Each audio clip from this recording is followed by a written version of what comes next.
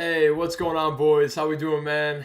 It is Sunday, and we are live for a pretty unique, rebuild, a mystery rebuild. We're spinning the wheel, but we don't normally go live on Sundays, man. Got a little busy last night with family and stuff, so we moved to Sunday. So anybody who can still make it, man, we appreciate it, dude.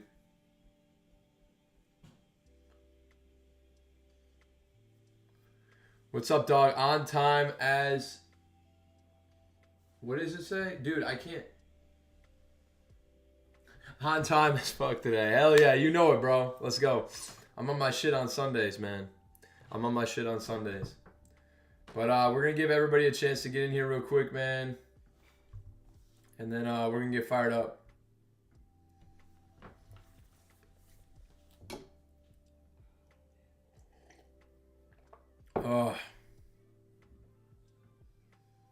Ready to get a sick team, bro.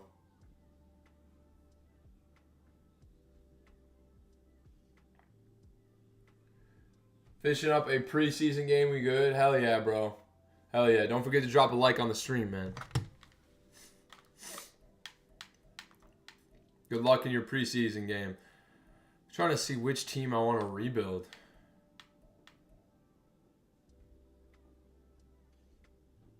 Few changes to the Earth Movers. You just built a team full of fullbacks. All right, let's see. I'd like to do the Browns. Maybe would be fun. Bengals, Bears. Bears would be really nice, but.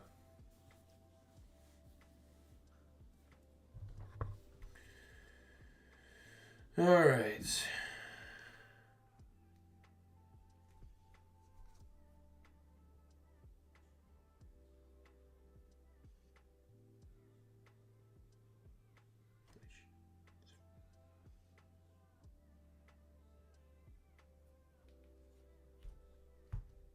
Yeah, no shit. Your teams are always full of fullbacks, man. God.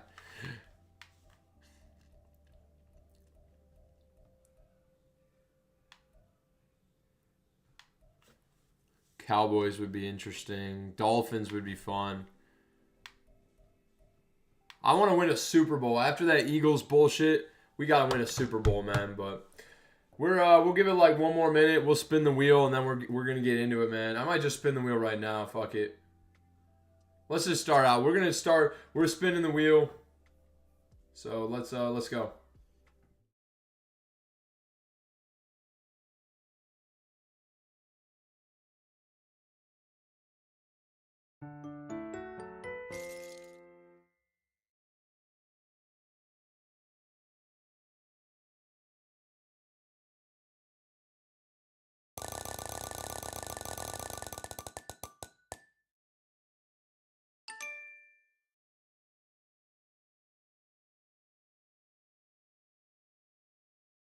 We are rebuilding the New York Jets. Now, this is going to be an interesting one because Aaron Rodgers is old. He will not be a part of this team's future, but wow. Okay, this is going to be an interesting one. Obviously, we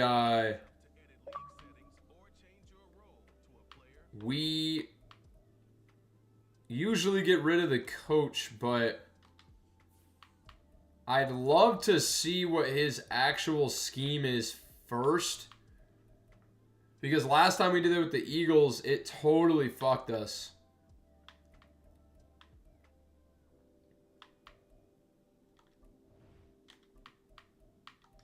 Let's do the league settings first. Okay. All-man simulation. We usually do 15-minute quarters, I believe. Obviously, weekly training, auto, trades and free agency manual, off-season, bidding manual, injury management, auto, preseason cut days, manual, contract negotiations, manual, scouting, manual, league advancement, manual. Okay.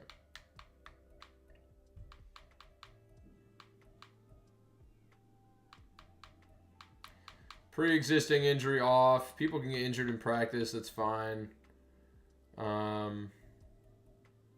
Draft timer off. And we will also do dev trait regression off as a normal. Okay. All right. Team feels good. Settings feel good. And yeah, let's get into the draft. We're going to do a...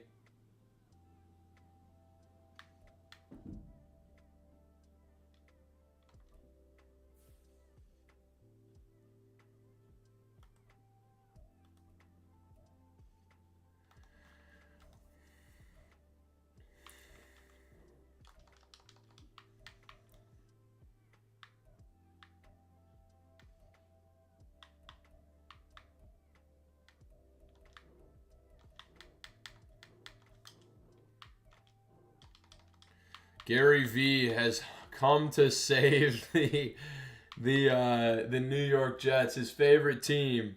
He's here, and this doesn't look anything like Gary V. Let me tell you that much. Yeah, this kind of looks like him.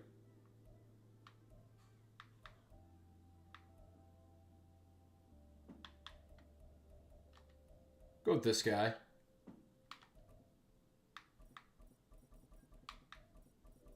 Tiny guy, 5'5", 160. Ready to lead the Jets through a brick wall. Okay. Now, we are headed for the preseason. Let's lock in. New York Jets rebuild is underway. Let's go.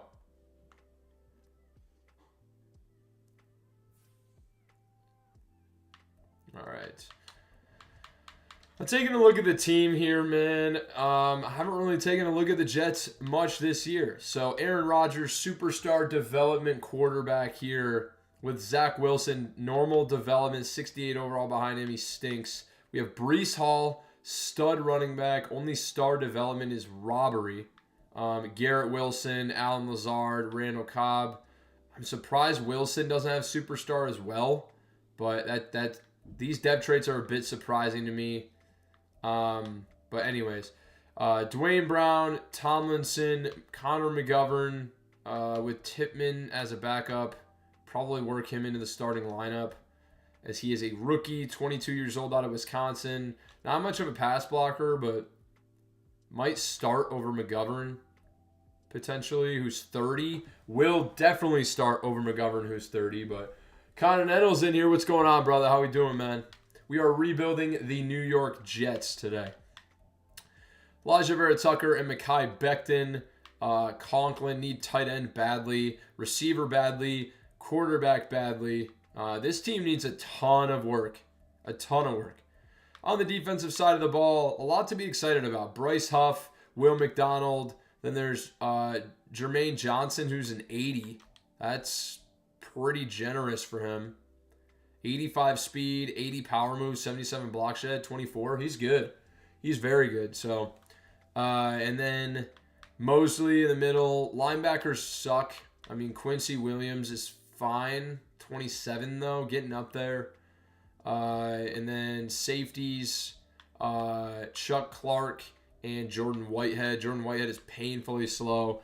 Ashton Davis, we know what he is. He was our user in Giants franchise. And, yeah, the Jets do need a rebuild badly, bro. They do. Sauce Gardner, DJ Reed, Michael Carter II. I mean, this team has some studs. I mean, like Quinnen Williams. But outside of the studs, it's pretty bad. And so we're going to have a lot of work to do with this one, man. A lot of work to do. Let's get the upgrades going first. And see what we got here, man. I mean, a lot of these, I'll just auto-upgrade these guys. Like, none of these guys are going to be crucial parts of this offense. Probably, maybe Bryce Hall, but we'll see. Looking at the contracts here, there's a lot of guys I'd be very interested in moving on from. But CJ Mosley in particular is an 88 overall and not going to be a part of the future. We want to be bad immediately. I mean, there's a lot of potential to free up cap. CJ Mosley, save about 10 million. Dwayne Brown, save about 9 million, 8.5 million. Laika Tomlinson would be a big hit, but 6 million, but 31 years old, 76 overall. How about Rodgers? What's the situation? Can't move him. Massive penalty. Got to ride out with Rodgers this year, I guess, but good God, some of these guys will be moved immediately before the start of the regular season. So let's see what we can kind of concoct up here, and then we'll get into training camp, man. But I'm gonna try and move these guys immediately, and I think there should be some interest in some of these guys. Mosley, in particular, is going to draw some interest for sure. We can get Greg Newsome, a 3rd and a 7th for CJ Mosley. That's highway robbery.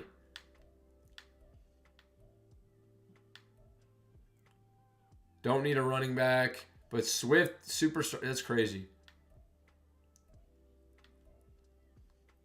Gardner Johnson, we do need a safety badly. He's 25. Continental, man. Hopefully you're having a good day, brother. Appreciate if you drop a like on the stream too as well, man. Appreciate you joining, but it's going to help everybody know that we're live on a Sunday, which is super rare. And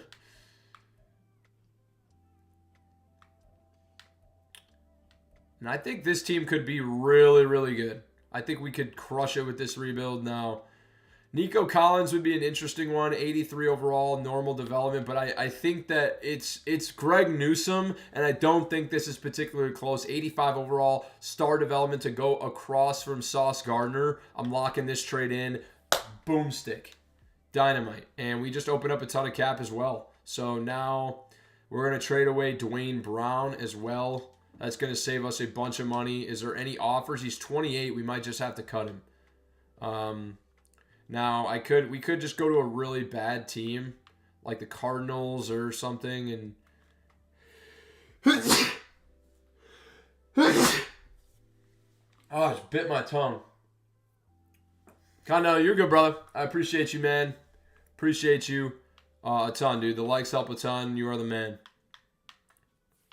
Now, we do need help at tight end. I wonder if they would ever consider giving us Trey McBride.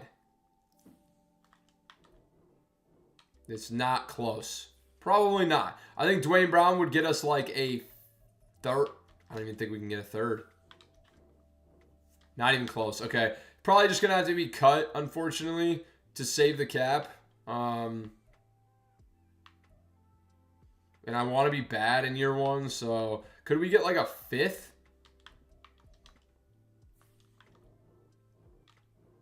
My God.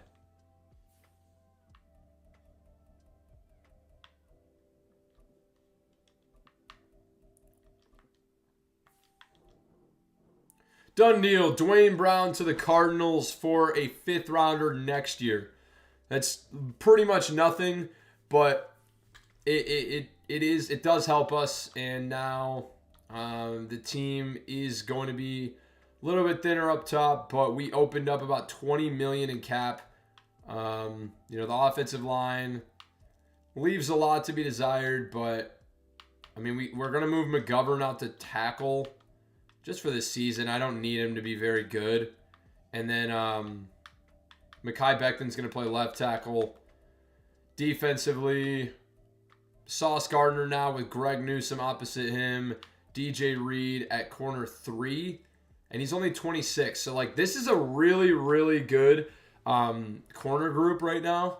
And we kind of got the missing piece there. We just need safety badly. Middle linebacker as well is very, very bad. Honestly, like, Jamie Sherwood could step in at middle linebacker. 23, 82 speed. Oh, my God. That is so slow. But how fast is Quincy Williams?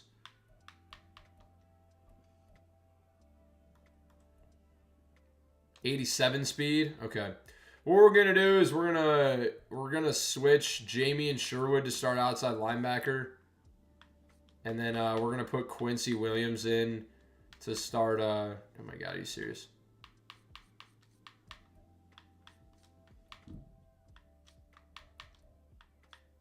Okay.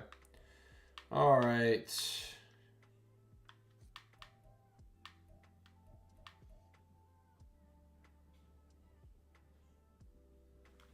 Connell, appreciate you, bro. Fleecing the Browns out here on a Sunday.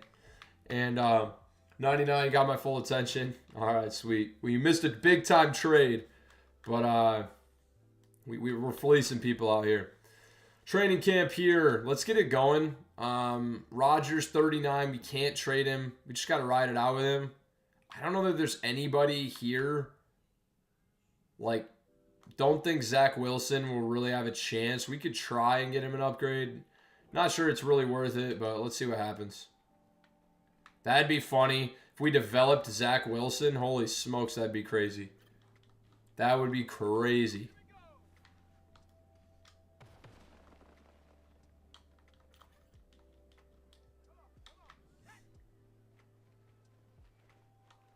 Will be kind of nice to do a rebuild where we have an insane running back right off the rip. I mean, we had that in the Eagles, but the Jets playbook will really develop Breece Hall into a monster.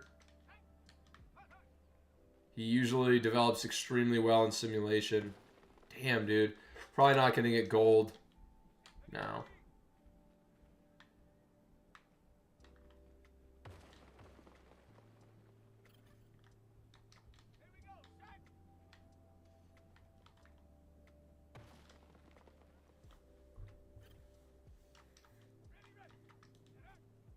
Didn't mean to do that. Okay. It's just Zach Wilson. Star development for that drill's fine. He's just going to get some XP. He's not going to be a part of the future of this team. It's fine. But Breece Hall will be rushing attack, 85 overall. He needs to get a breakout this year. And he should get every opportunity, as this team is going to be pretty bad.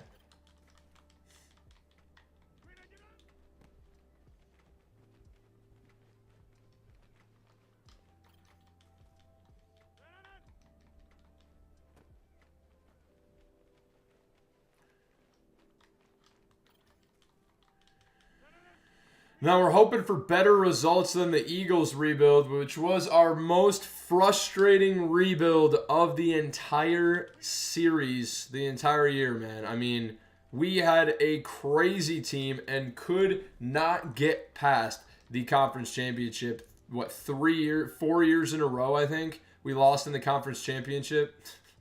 So it was brutal, man. So we're hoping for better odds here, as we'll do our first 3 seasons on this stream, and then we'll do the rest later, man. But if you are just joining here, man, appreciate you rocking with us on a Sunday. If you wouldn't mind dropping a like on the stream, helps other people find the channel, and yeah, man, we appreciate you being here on a Sunday. Rob's here. What's up, fellas? Hey, how we doing, brother? Appreciate you joining, dog.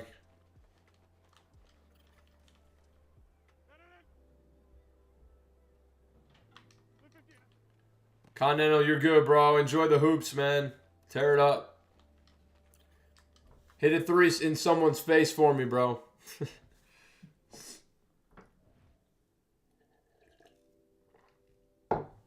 Skill point for Breece Hall. In wide receiver battle, primary development is obviously Garrett Wilson. I'm blown away he doesn't have superstar development.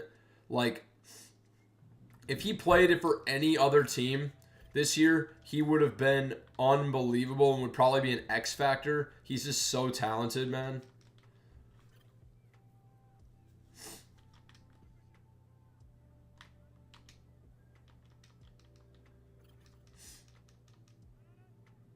Rob's trying to recover from the wedding last night.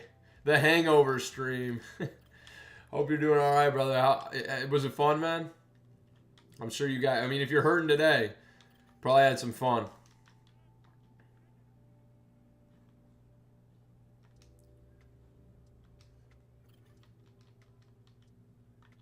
Garrett Wilson. Can we get a breakout in training camp for Garrett right off the rip? Would just be crazy for his development. Let's get a James Fitzsimmons type of training camp, opening training camp for the kid.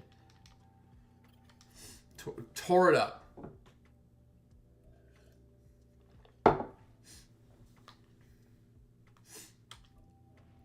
Lit for sure. Hell yeah, dude. Love to hear it, man. As for the second wide receiver battle, like, there's nobody that I'm interested in. Xavier Gibson, maybe. But, like, there's nobody in this group that, like, is worth a damn to me. So, I'm not even going to bother doing it. Trench battle. I think guys we really want to develop still. Obviously, Will McDonald but he's a 24-year-old rookie. That's extremely disappointing. A 24-year-old rookie. You know, he's -6 overalls on Jermaine Johnson. Jermaine, probably one of the top players we want to develop. Quinton Williams could go up to a 95 and get an extra, or not an extra ability slot. Do they get an extra ability slot? I think it's only if X Factor. So, also Bryce Huff could go up to an 80, but I think it's going to be Jermaine Johnson here. It's going to be Jermaine.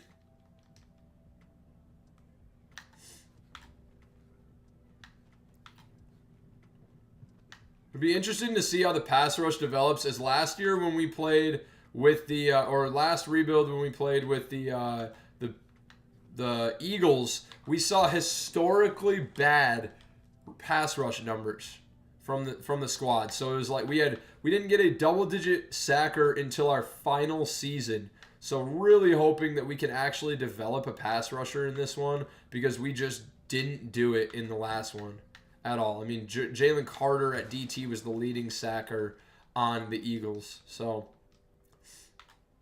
hoping Jermaine Johnson can kind of take over. Maybe Bryce Huff. Somebody can.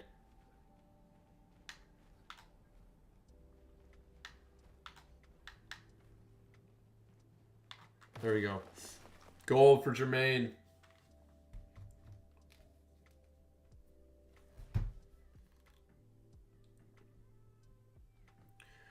Skill point, no dev trade upgrade, chase and tackle here. Not really anybody I'm interested in. DB battle. Let's do DJ Reed. Still only 26 years old. Could go up to 85 overall. Could get a breakout.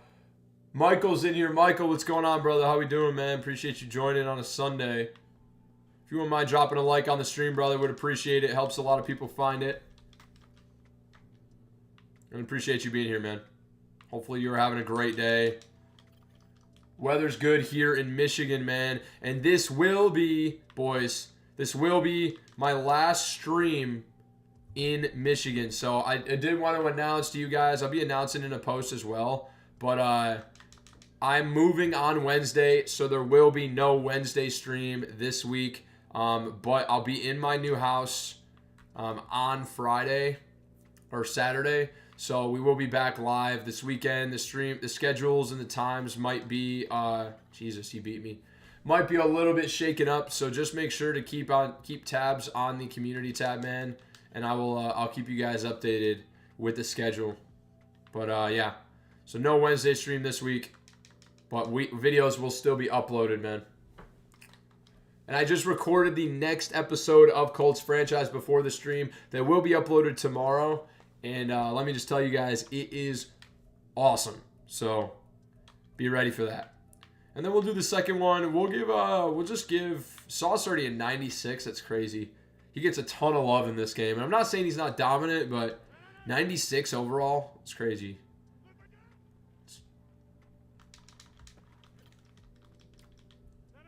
Run the route for him, baby. Come on. Oh my God, how do I not tackle him there? Continental Michigan will miss you. I know, bro, but it's kind of crazy because I've been in Michigan interimly, but I haven't lived in Michigan in years. So I grew up in Michigan, and then I lived in Chicago for 2 years after I graduated college, and then I lived in Texas for the last 2 years before that, or last 2 years before now. And then been up here with family in the interim while we're selling the house. And then we will be back. And then now we're moving to Seattle. So we move a lot. Damn. Going to be silver, though. He's still going to get an upgrade point. Silver's really good for this. Oh, that's going to be picked off. Let's go.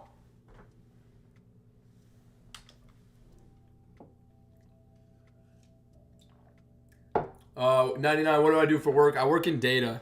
So I'm a data product analyst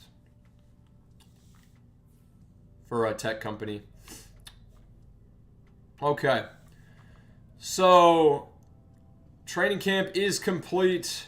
We should have some upgrades to take care of here, and then we're going on to our first regular season, man. We're going to make sure our schemes are set accurately before we start this thing so we don't get screwed over. But I wouldn't mind getting screwed over in year one. 85 overall for Breece Hall. He's going to be a problem for NFL defenses. +1 Excel is awesome. He looks great. Now, Garrett Wilson gets an upgrade up to an 86. Like I said, we really want to develop him. +3 juke, 2 spec catch is awesome. Yeah, he's so good. He's gonna be tearing it up. And then I think all the rest of the guys were on defense. It was Jermaine Johnson, Greg Newsome, going up to an 81 overall power rusher. Almost has another upgrade point as well. +2 awareness, +1 strength, pursuit tackle. No power move upgrade. Damn, dude.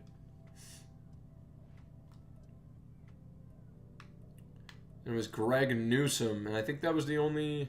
No, we did DJ Reed as well. Greg is primarily a man guy, so we need to get his zone up because the CPU is not going to upgrade it probably. He already has another upgrade point in the bank as well, so we'll see that after this week. Last upgrade to do manually is DJ Reed, going up to an 85 overall.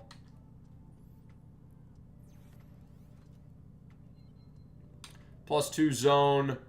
88 zone on that guy, dude. Not much of a man corner, but man, he's pretty good. 26 years old. If he can get a development trade upgrade, then might be something there. But we are advancing to the regular season. Let's go.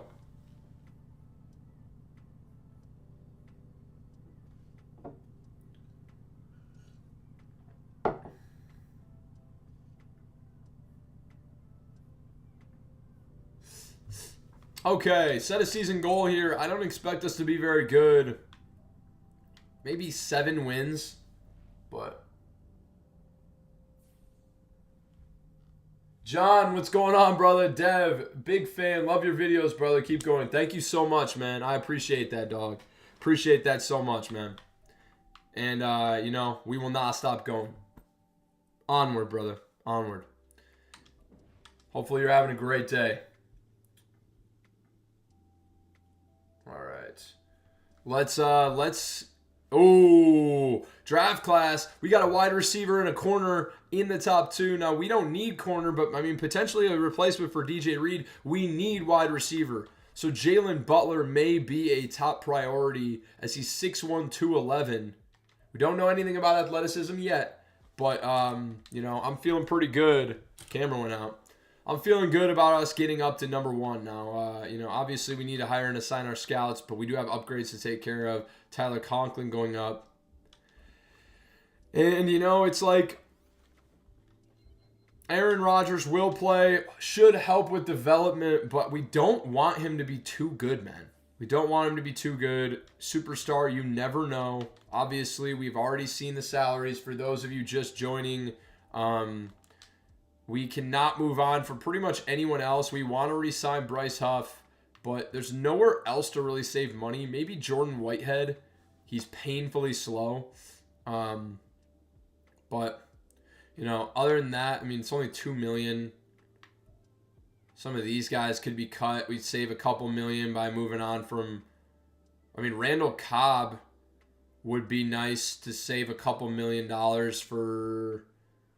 33-year-old wide receiver. So, is there any interest in this guy?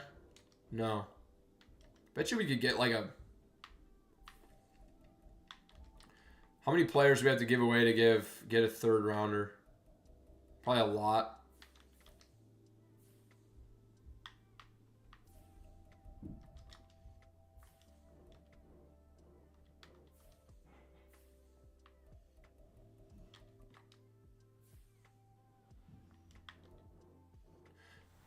Trading Randall Cobb to the Bears for a 6th-round pick.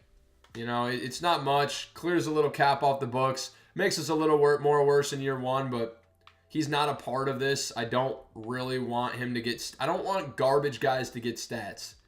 Anybody 30-plus, really. So, he's out. Yeah, Xavier Gibson, who's only 22, steps into the wide receiver 3 slot, which I'm a lot happier with. And obviously, like I said, Tippmann starting at center, McGovern starting at right tackle. This is fine for year 1. This is all going to get shaken up once Lakin's gone next year. Defensively, we're fine. I think I'd actually rather have John Franklin Myers playing DT2. Bryce Huff, Jalen Johnson off the edge. Corners are good. Safeties need a ton of work. Specialists, DJ Reed can play slot corner. Xavier Gibson out of the slot wide receivers, fine. Bryce Huff and Jermaine Johnson rushing off the edge. Quinn Williams in the middle. Sub linebacker. Ashton Davis is still pretty young, I think, right? He's 26.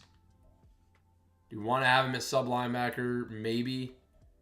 Probably better there than Quincy Williams, so we'll have him there. And I think that's going to be the squad for year 1, man. Let's go.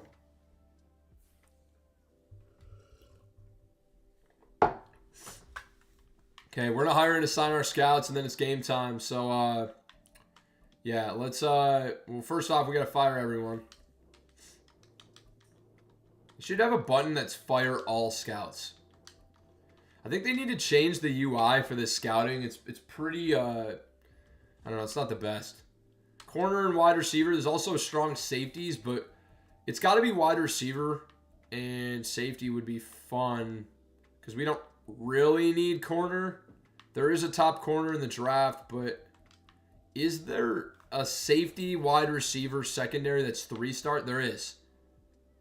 Okay, I'm interested in that potentially if it's actually a strength. Strong safety, it says there's 2 round 1 guys. There's 4 round 1 to 2 guys. So that intrigues me. Corner. There's a top 5 guy.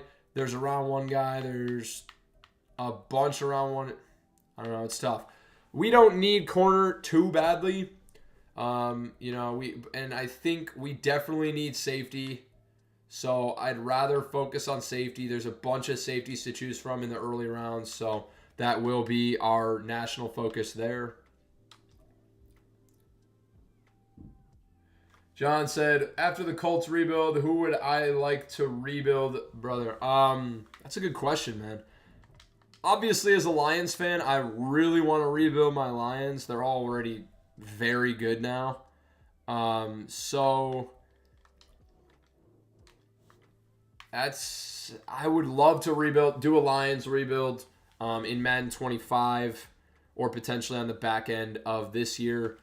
But that being said, I think there are some really fun teams that would be really exciting for young players. So thinking about, I'm trying to think of what teams I would really want to develop that have a lot of young, fun talent in Madden.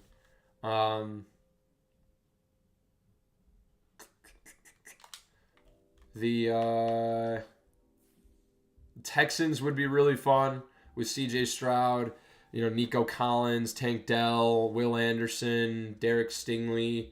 That would be really, really fun. Packers is fun. Bears, I would really like to rebuild the Bears. Would be a lot of fun too.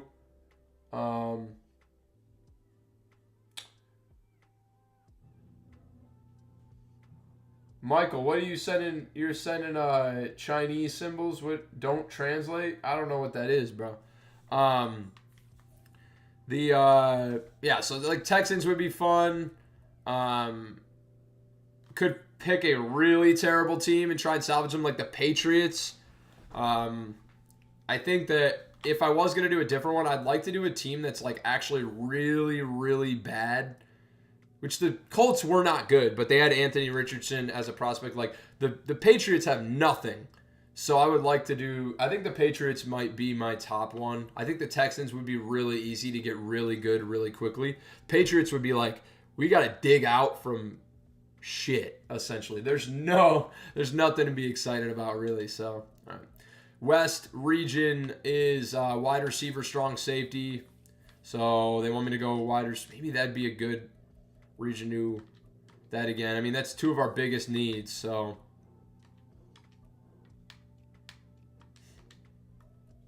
Central that's where the top corner is in the draft. Timmy McCarthy is his name. Ridiculous name. We don't really need defensive end either, so let's prioritize the corner focus. And we'll do we need corner and safety again, so let's do corner and safety. We're going all in on that.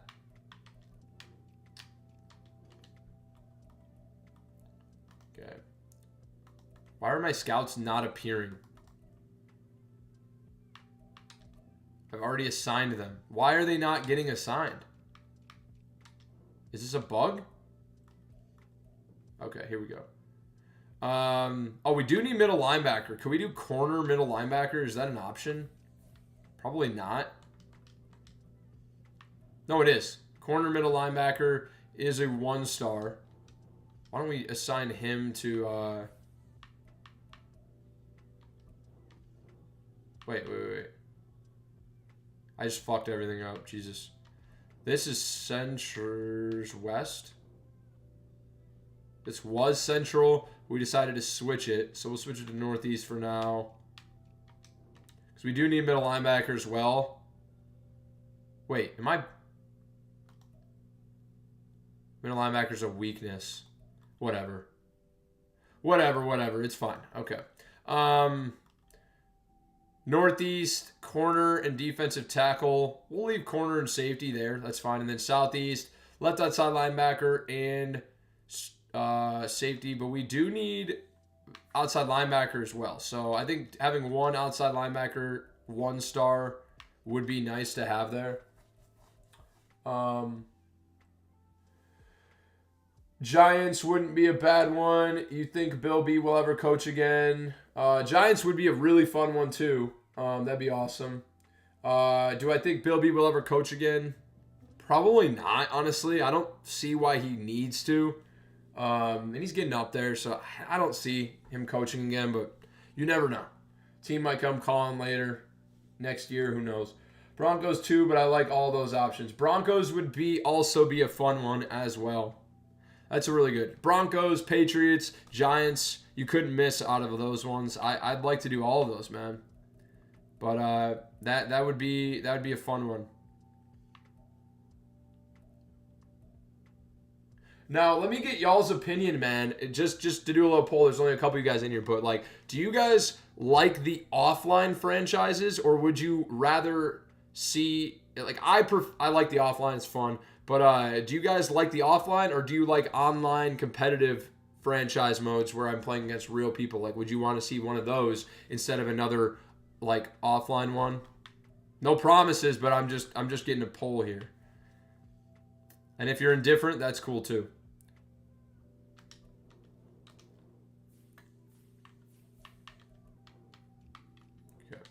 All right, scouts are set, boys. Locked in and ready for year number 1.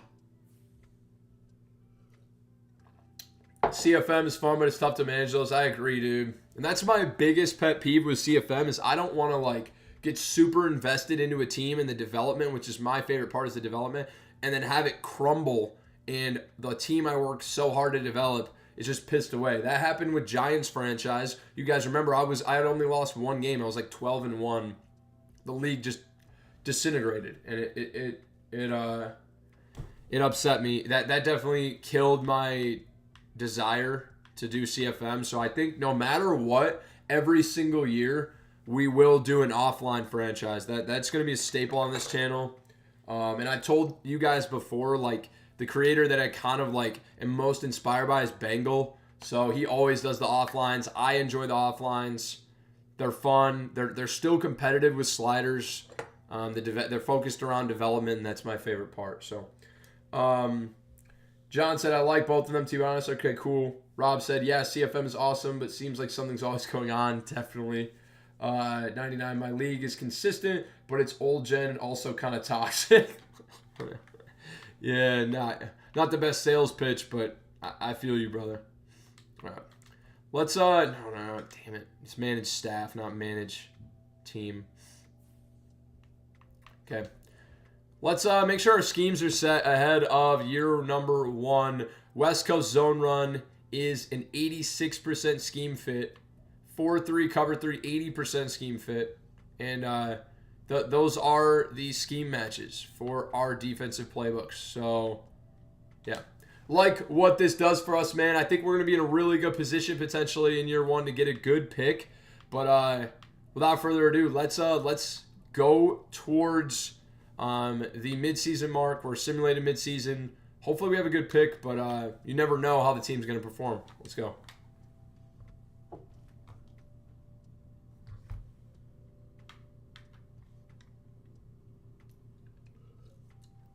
Why is it not simulating? Oh, shit. Okay.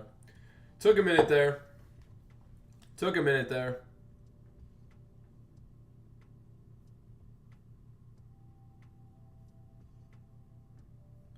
And boys, like I said, man, we are on the road to 1,000 subs. At 1,000 subs, I will be launching the Discord, and I will also be launching the Madden Dev Connected franchise with subs only, man. So you guys are going to have an opportunity to play with me in a connected franchise mode. So let's run it up, man. Run the channel up. When we get to 1,000 subs, we're dropping it. And we're 1-5. Battling with the worst record in the league with not only the Patriots in our division, but another New York team in the Giants. And we stink. 1-5. I didn't expect us to be good, but good God, we're bad. That's really good, though. It's really good. And now we have a couple guys to re-sign, potentially Mekhi Becton. Don't really want a guy to pass that has superstar development, but he has a long way to go. Bryce Huff, 25 years old, pretty good pass rusher. I want him back. I'd lock him in on a 4-year deal, and I give him like $200K extra. He's back. 99. I'm gonna try to get an Xbox Series S soon so I can join your CFM. Let's go, baby. You got some time, man. We barring a like extreme spike, we're not gonna be hitting 1K subs like tomorrow or anything. So you're good. I'm letting Jordan Whitehead go. He's a 78 overall. He's 26. He's really slow. I don't think he's very good. And, I mean, he only wants $4.5 million per year. We're going to see who's available in free agency. I feel like we can get somebody better. We're going to let Chuck Clark go. I'd rather sign Ashton Davis, I think, than Jordan Whitehead. And he's much cheaper. He's only like $2 million per year. He's back. John, CFM sub only is going to be fun. Hell yeah, dude. Yes, sir. Love to hear that, man. Rob, is it cross-platform? It is cross-platform. So it is cross-platform. They added that into franchise, so now we can have people with PS5s. It has to be a next-gen console, but PS5s, Xbox Series S and X, and then PC should be able to play. So Mekhi Becton, it says he needs to be the top on the depth chart. All right, we need to go change that because he's supposed to be. So I think it's because we have some positions moved around right now. But also, I don't really want him playing tackle right now. He's not the best tackle in my opinion. We have him at center in Lions franchise. He's a terrible pass blocker. But honestly, that's good for this year. So let's edit him and put him at left tackle, and then he should be first on the depth chart. So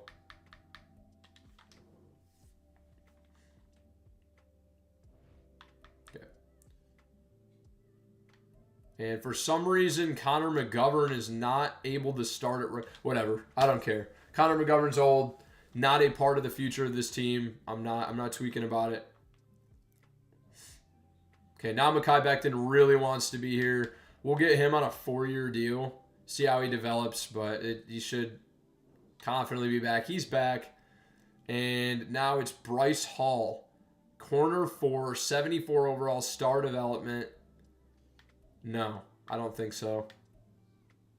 I don't think any of these guys are anybody I want.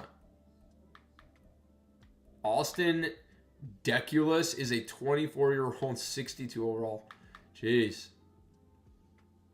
Yeah, I think everybody else is, we're going to pass on. A ton of guys. Yep. Let all these guys go. And I said, forgot about cross-platform. Maybe if EA patched that damn game on PC, I could play with you guys on there too, lol. I would say just go for the S if you want. It's like a couple. You could probably get one on Marketplace for like $150 from someone or something, but probably the best move. I wouldn't count on EA fixing something that doesn't work, but let's go scout players. We're going to get to see who's the best. Choose our focus player here in year 1 now. Our focus position. Now, looking at Jalen Butler, playmaker receiver at the top of the board. He has B catching, B deep, B release, A to C catching traffic out of Oregon. He's only 21 as well. Solid to good speed, but playmakers, unless they're generational, aren't usually the fastest. But he has good strength, good jumping, great to elite, change of direction and agility, good to great excel. He looks like a player who will probably be pretty good. And then Timmy McCarthy. First off, his name's Timmy. And top fits, he should be drafted by the Cardinals twice, apparently.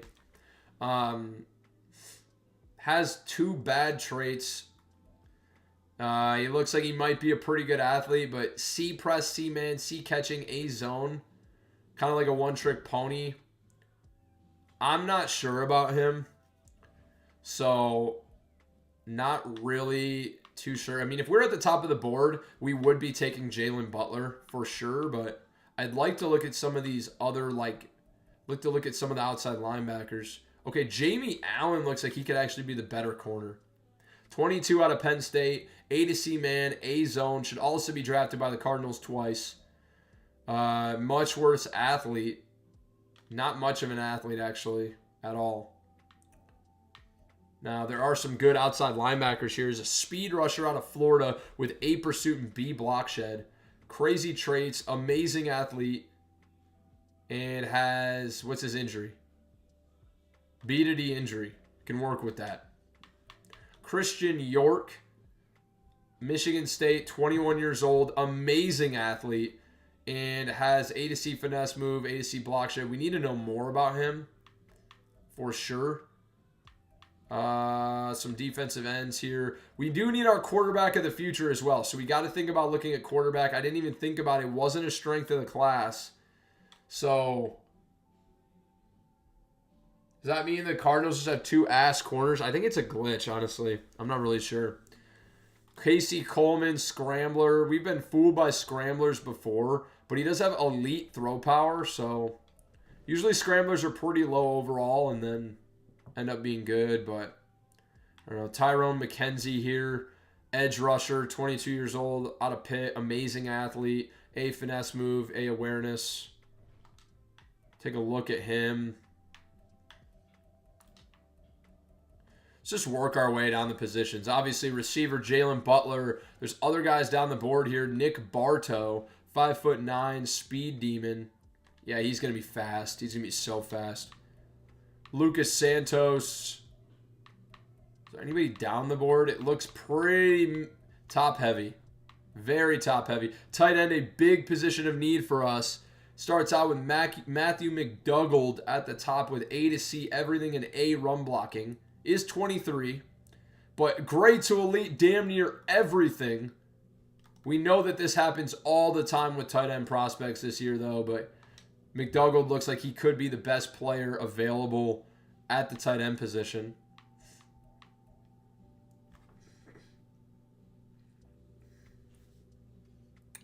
Now, looks pretty top heavy as well. Wouldn't count on anybody else down the board. Do need offensive line, so we'll take a look. It's not really a strong O-line class, but yeah, I'm not taking J.J. Session in the first round with that. John Glenn. Looks like a pretty bad O-line class so far on the left side. Okay, maybe I spoke too soon. There's Andrew Griggs here. 21 years old out of USC, A to C everything. Not a good jumper, but that doesn't freaking matter. He looks great other than that. Not a good finesse blocker, but a good power blocker. There's a bunch of good players. Al Hunter on the board as well. Big time center class. Also looks good. It's also Brandon Kramer. Not the same kind of athlete, but there's Mike Schaefer down the board with all A's and B's in day 3. Not a strong guy, but very quick. This guy could move out to guard. This guy could be a great guard. Mike Schaefer.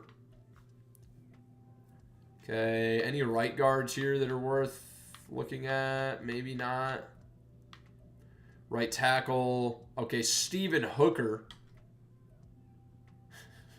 He's the top fit for the Jets. 23 years old out of USC. A awareness, A impact, A pass block, B run block. Not the best athlete. It has to be good strength. But, oh shit. Skills. Looks to have what it takes to have the skills to get the job done. So we'll take a look at Stephen Hooker. Other than that, I don't think there's any other linemen. John, is there any good QBs? We'll take a look. We actually didn't look at QB. Good call. We looked at there's a pretty good scrambler in Casey Coleman. Might want to take a look down the board at these guys. Like Brian Scioli. That's a mobster's son, and we would be in jeopardy. He's a really fast guy with not. He looks like just a freak athlete with a injury, and he's around 2 to 3 guy. Maybe we take Brian down the board, at least to have a quarterback for next year. Hold on, this guy's name is Jamerson. That's not a name. Jamerson? What is that's not a name. Okay. There's also Trey Morgan. I think he's still a top 10 guy. Great to elite strength and throw power. Not a fast guy, more of a pocket passer, but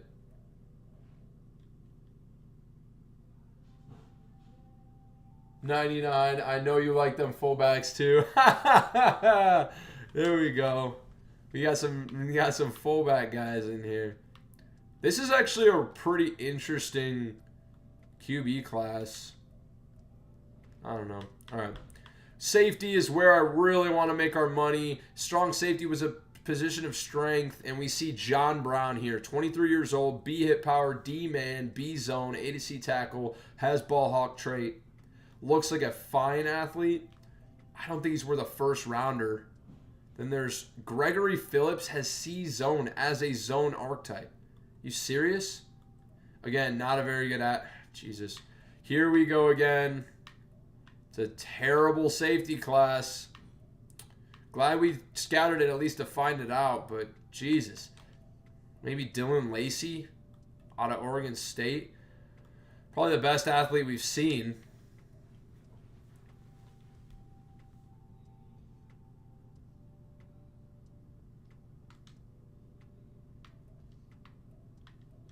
Harvey Robertson. This is a crazy name class. Free safety. Make me proud, please. Silas Dumaine? What are these names? Great to elite speed. It's also Miguel Castro. I don't know if this is the safety class we wanted it to be. Corner, I don't think we need anybody. I'm looking down the board. I'm not taking a top pick on a corner in this draft. DeAndre Binns. All right, let's look outside linebackers. For those of you who look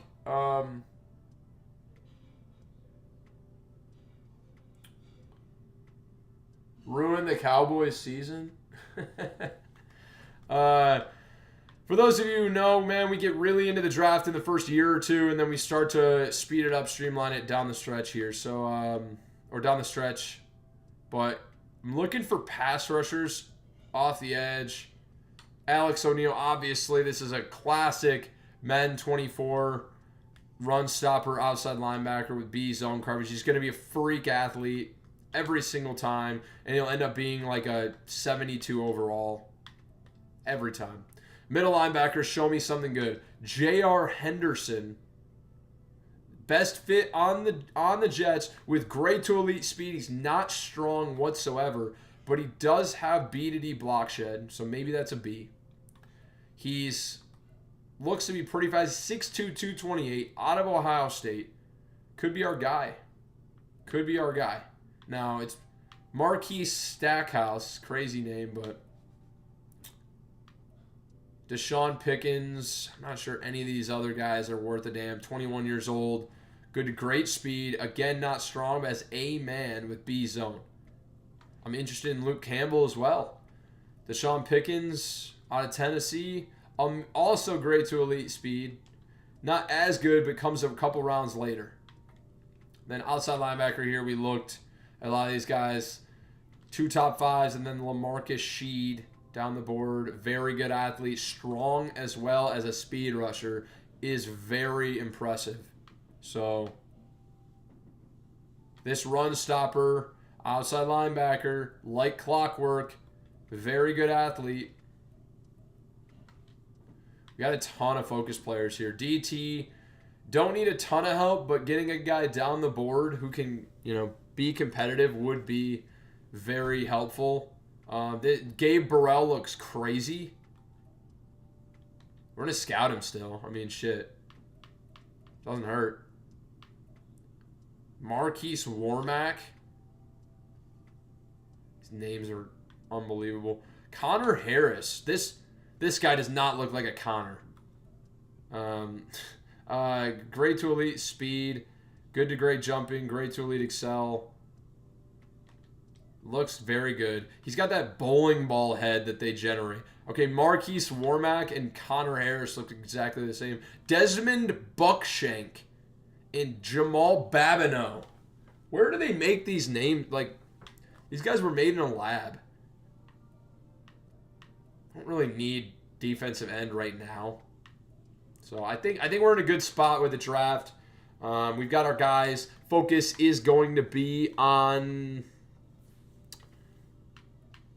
What did we decide? I mean, I guess let's look at our board. Let's see who we drafted, who we looked at the most. National focus. I'd say potentially outside linebacker or wide receiver. But our...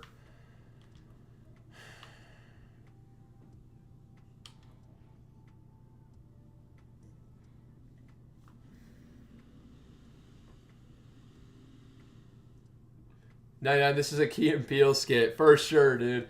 John, do I think the NFL is striped? What do you mean striped?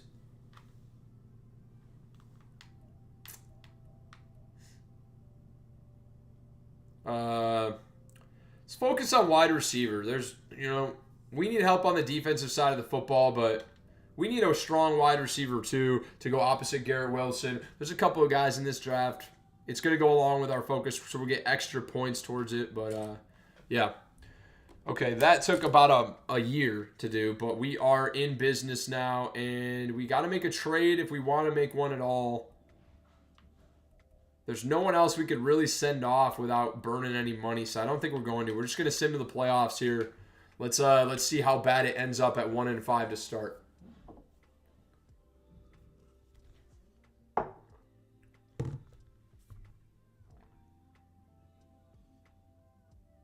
Good God. That's what? Oh, that's the Key and Peele names.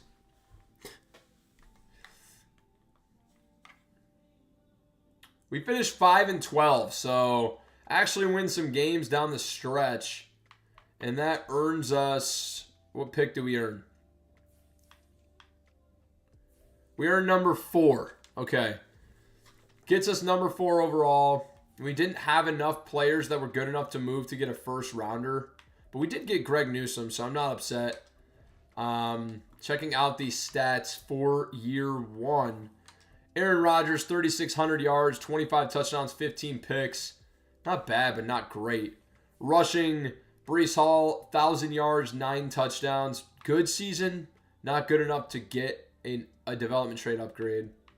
And he got all the work, so just not much rushing for this offense. But receiving, Garrett Wilson, 980 and 7. Xavier Gibson had 840 and 6 as a 71 overall player to start. 600 for Allen Lazard kind of upsets me, and Tyler Conklin had 6 touchdowns and 600 yards as well. Defensively, hoping for some numbers here. Sacks, Quinnen Williams leads the way. John Franklin Myers second. Jermaine Johnson with 4. 3 for Tony Adams, the backup safety. What? Bryce Huff only had 2 sacks. That's irritating. Chuck Clark, who's going to be cut, had 3 picks. God damn it, dude. Quincy Williams, 2. Greg Newsome, 2. Sauce Gardner, 2. DJ Reed and Jamie Sherwood each have 1. All right. So, nothing crazy, but, yeah. Rob, you guys are going up. Oh, John said scripted. Do I think it's scripted? I didn't for the longest time. Now I've kind of worried a little bit that it might be starting to become a little bit scripted. But I don't know. You know, it's a tough call to make, man. It's definitely a tough call to make. It's you see those videos of like the ref, like the script, like NFL script says don't hit Patrick Mahomes, and it's like shit, man, like, you know, I don't know. Okay, we're simming to the Super Bowl here.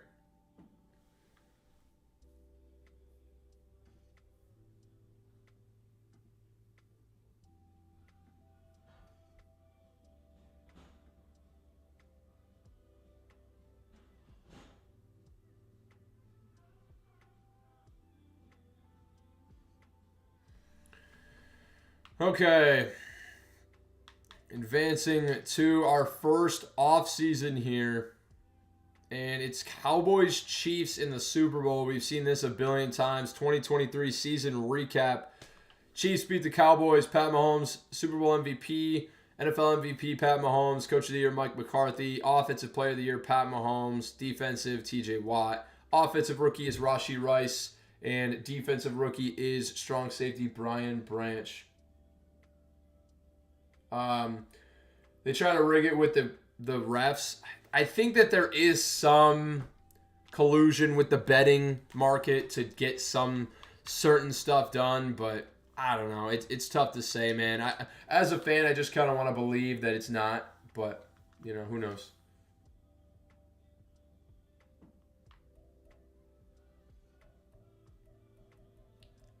All right, we're down to a 79 offense here. And did anyone get a development trade upgrade? I doubt it. But Chuck Clark might with 3 picks, which would be upsetting. Offensively, no development trade upgrades. Defensively, Tony Adams gets 1. Is there a chance with him? 25 years old, star dev. I wouldn't say so, but he had 3 sacks and 3 picks or something like that. 2 picks maybe. Quincy Williams goes up to star. Quinnen Williams up to X Factor. John Franklin Myers up to superstar. Okay, this could really help for trades. I mean, Franklin Myers, there's something there. We might start him. Probably definitely start him. Yeah, and then other than that, no defensive back upgrades other than Tony Adams. So, yeah, man, we got to make a ton of moves in the draft. We got to get a lot better. And, yeah, it starts right now. Let's go to re-sign period.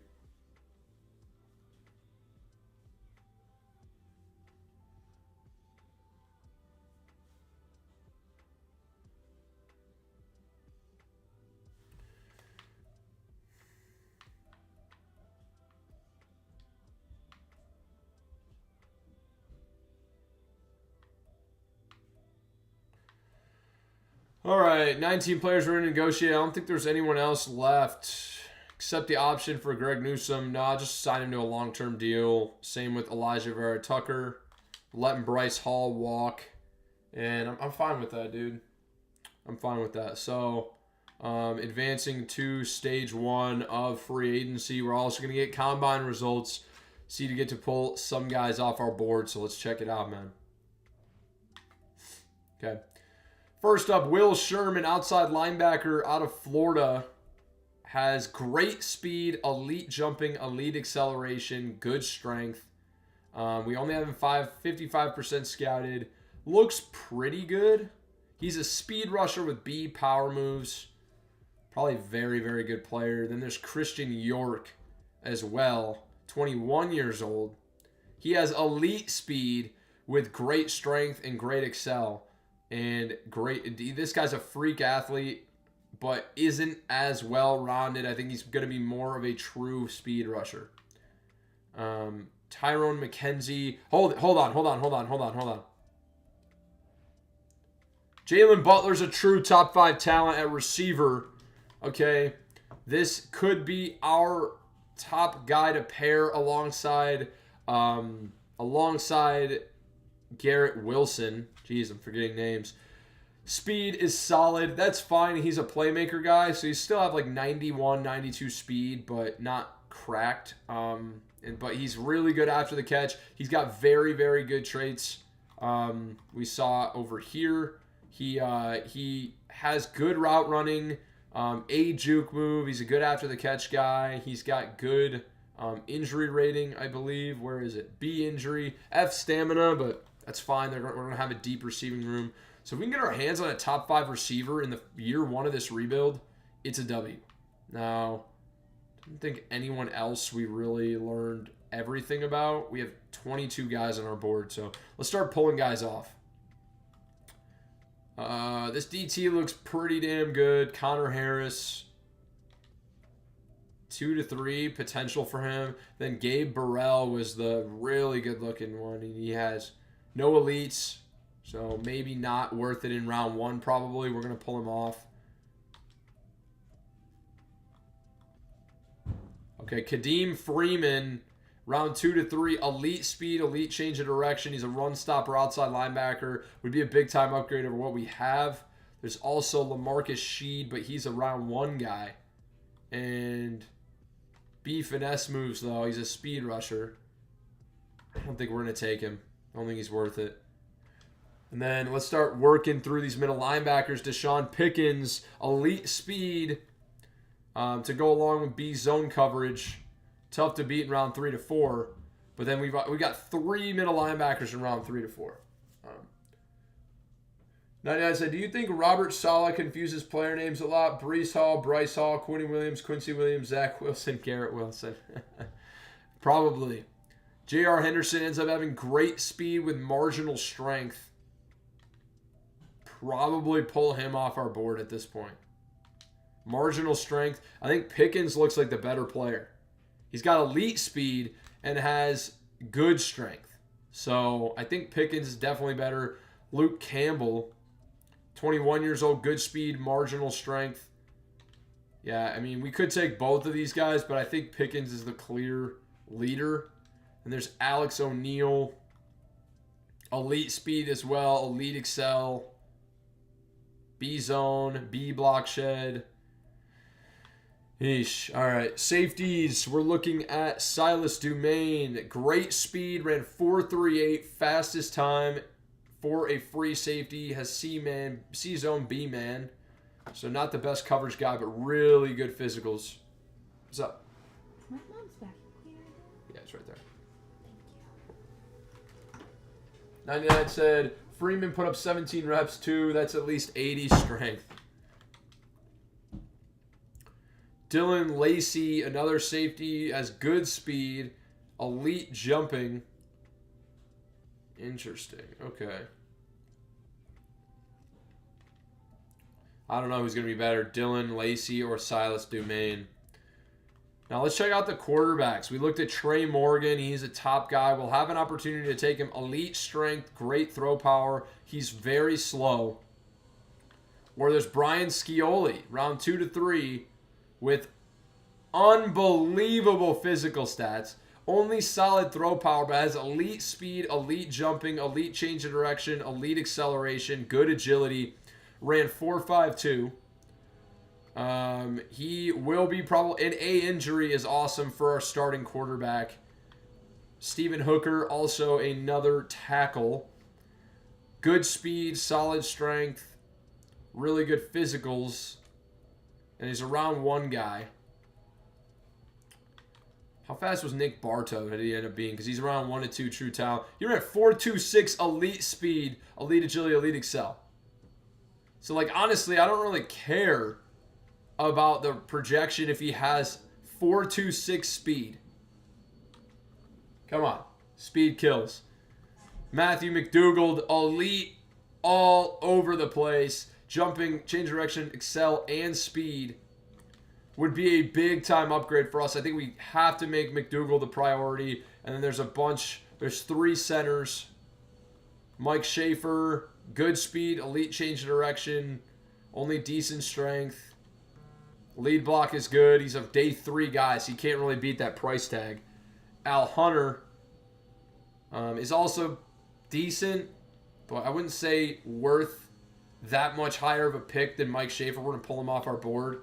And then Andrew Griggs, 21, has elite change of direction with good speed, great strength. Again, not sure he's worth. I think we will just take Mike Schaefer later and pass on these early guys just because we have a lot of skill position players we got to get. So we kind of trim our board down. Only 5 players, but still, it helps. Every little bit helps. But we're trying to get up further, man. We have the number 4 overall pick. So let's check that again because sometimes it changes.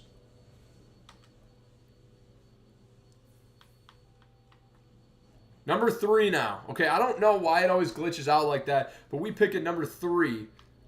So probably gonna have to move up a bit to get the guy that we want at number 1, which is that receiver. But I don't know. We'll see what happens. Josh Allen wants to come home. We signed him in a lot of these rebuilds, and we signed him in the Eagles rebuild when he didn't want to be here. He wants to be here. And we don't have a lot of money locked up once we get rid of Aaron Rodgers. So it would be a big help for our pass rush. But a lot of times he doesn't end up working out. It will be interesting to see.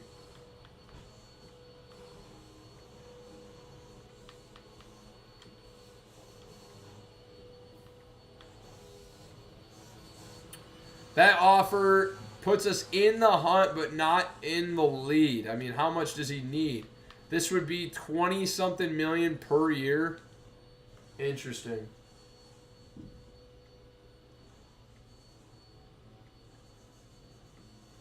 There weren't any crazy fast centers that I saw. I'd have to go back and groom through, but nobody that we want had hyper elite speed, so that's probably the most I'm comfortable offering Josh Allen.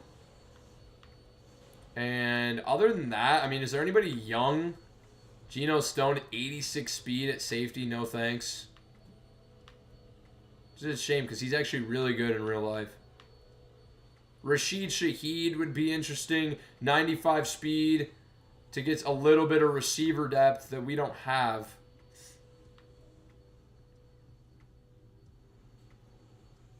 Xavier Gibson went up 3 overalls. Be against offering him like a 3-year deal, but we might hang on to money.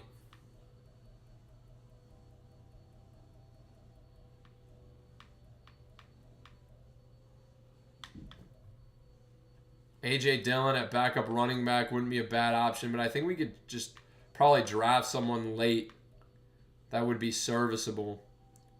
Who's our kicker? Quinn Norton. We have a terrible kicking group. Getting Will Lutz in here would make a lot of sense. Is there any like kickers that really want to be here, though? That are younger? Cameron Dicker with 97 kick power. At 24 years old, let's just lock him in on a long-term deal.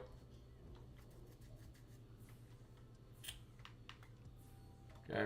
All right, so we're targeting Josh Allen. We're also targeting Cameron Dicker. We offered Josh a ton of money. If he doesn't want to come, it's fine. It's the first year of this thing. I won't be heartbroken. Let's see what happens. All right, we get Dicker. Josh Allen goes elsewhere. I'm not breaking the bank on year 1. Got us into trouble in the Eagles rebuild. Don't want to do it again. And yeah, man, we're going to probably just look to build through the draft here early with a pretty loaded draft class right off the rip. So who's our punter? Again, we don't even have a punter. We're going to sign Blake Gillikin to a deal. He'll get a 4-year deal as well. He'll want to come play. Again, Shaheed could make a lot of sense now. He wants almost $10 million per year and 80 overall. Could get us through until we get the guys we need, but I don't love normal development. I think we might pass. We might pass. That way we can trade for some guys if we want to. And let's look at the team right now. Because it's pretty barren. Like, receiver is bad. We're obviously going to draft that one guy. But then behind him, like Xavier Gibson at wide receiver 3 is not a good situation for a new quarterback to step into. Actually, I think we're gonna offer Rashid Shaheed a deal. Bring him in on a 3-year deal. That's fine. He doesn't really want to be here, but it doesn't seem like anybody's offering him much. No, nobody's offering him. We could probably lower this money for the punter as well and still get him. Okay. Offering these two guys deals, Rashid Shaheed, Blake Gillikin. They don't want to come play. Rashid, waiting it out and getting more interest. We're going to have to offer him a little bit more money.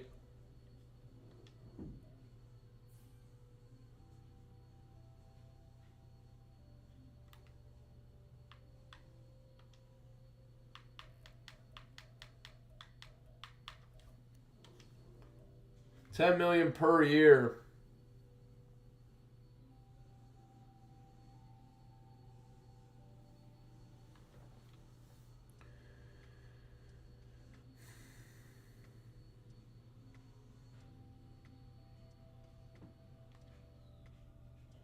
We can't do a sim anyways, so there were some interesting corners down the board. John, I don't think there's any good corners in here. These guys are going to play terribly in simulation. Like Kelvin Joseph, 69 overall. They won't even be able to hang on our team. Keyshawn Nixon. Greedy Williams isn't the worst option. Darius Rush is 24, but he's only a 70. Yeah, it's not really anybody that I'm interested in at this point. And yeah, let's advance to the draft. Let's go. All right, 99. We'll take a look for you, buddy.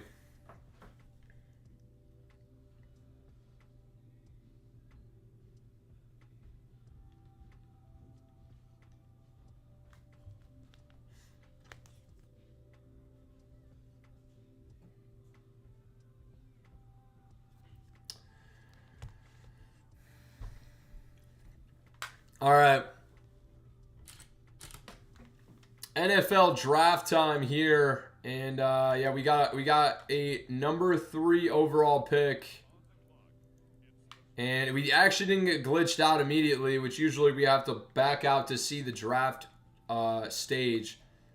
We do not, and the Giants are up at number 1. The other New York team that was stinking it up, Seahawks at number 2. Obviously, we want to go get Jalen Butler. The Giants need a wide receiver badly, and as do we. So, I mean, moving up from 3 to get Jalen Butler makes a lot of sense for me just because we need a wide receiver. I always want to look at top running backs. This guy looks pretty damn good. Pretty damn good. Not like generational or anything, but probably is going to be pretty good overall. But Jalen Butler would be a nice weapon to have next to our guy. He's a top 5 true talent. So, I mean, I don't know what it's going to cost to trade with the Giants. They need a quarterback. Maybe we can move Aaron Rodgers at this point. I got to check his contract, though. See if the penalty has gone down.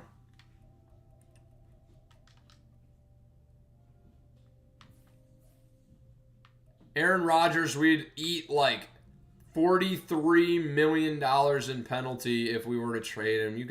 That contract stinks. Laken Tomlinson, on the other hand, could be moved. And I'm interested in that. Also CJ Uzama. Also Tyler Conklin. Also Zach Wilson. So we're going to try and facilitate a trade with the Giants here.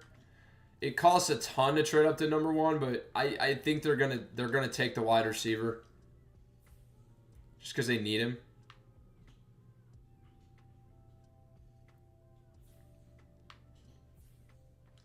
Okay. So, guys that we could trade on our team that we're trying to get rid of are Tyler Conklin, Laken Tomlinson, and Uzama. They're eating up a ton of money right now. Ton of money. That's not even going to be close. Oh, shit. They have no cap room either, so we can only move picks. Probably have to give up our first rounder next year, which is going to be a good pick. Because we're not going to be that good next year either. So, Rob, I appreciate you, brother. No worries, man. I appreciate you still tuning in, man. Tear up those pools, dude. I'd give up a second rounder for being able to get this receiver. Does that get as close? It doesn't. Shit, man. I don't know. I don't know, guys. I don't know. It's gonna... I was really hoping that we could trade picks. We don't even have a second rounder this year. For some reason, the Jets don't have their second rounder, so...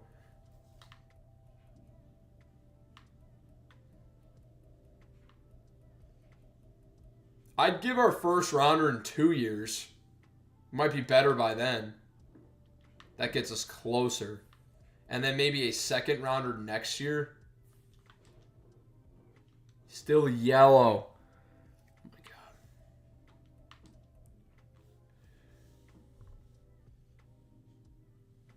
The question is, do we pass on this guy and take the 99 speed receiver if you don't get him? It's kind of what I'm contemplating, because it's going to cost us 2 first rounders to get up and get this guy. At least. Probably 2 first. It's probably going to cost us our 3rd overall, 2 more first rounders, and a second round pick just to get up to number 1.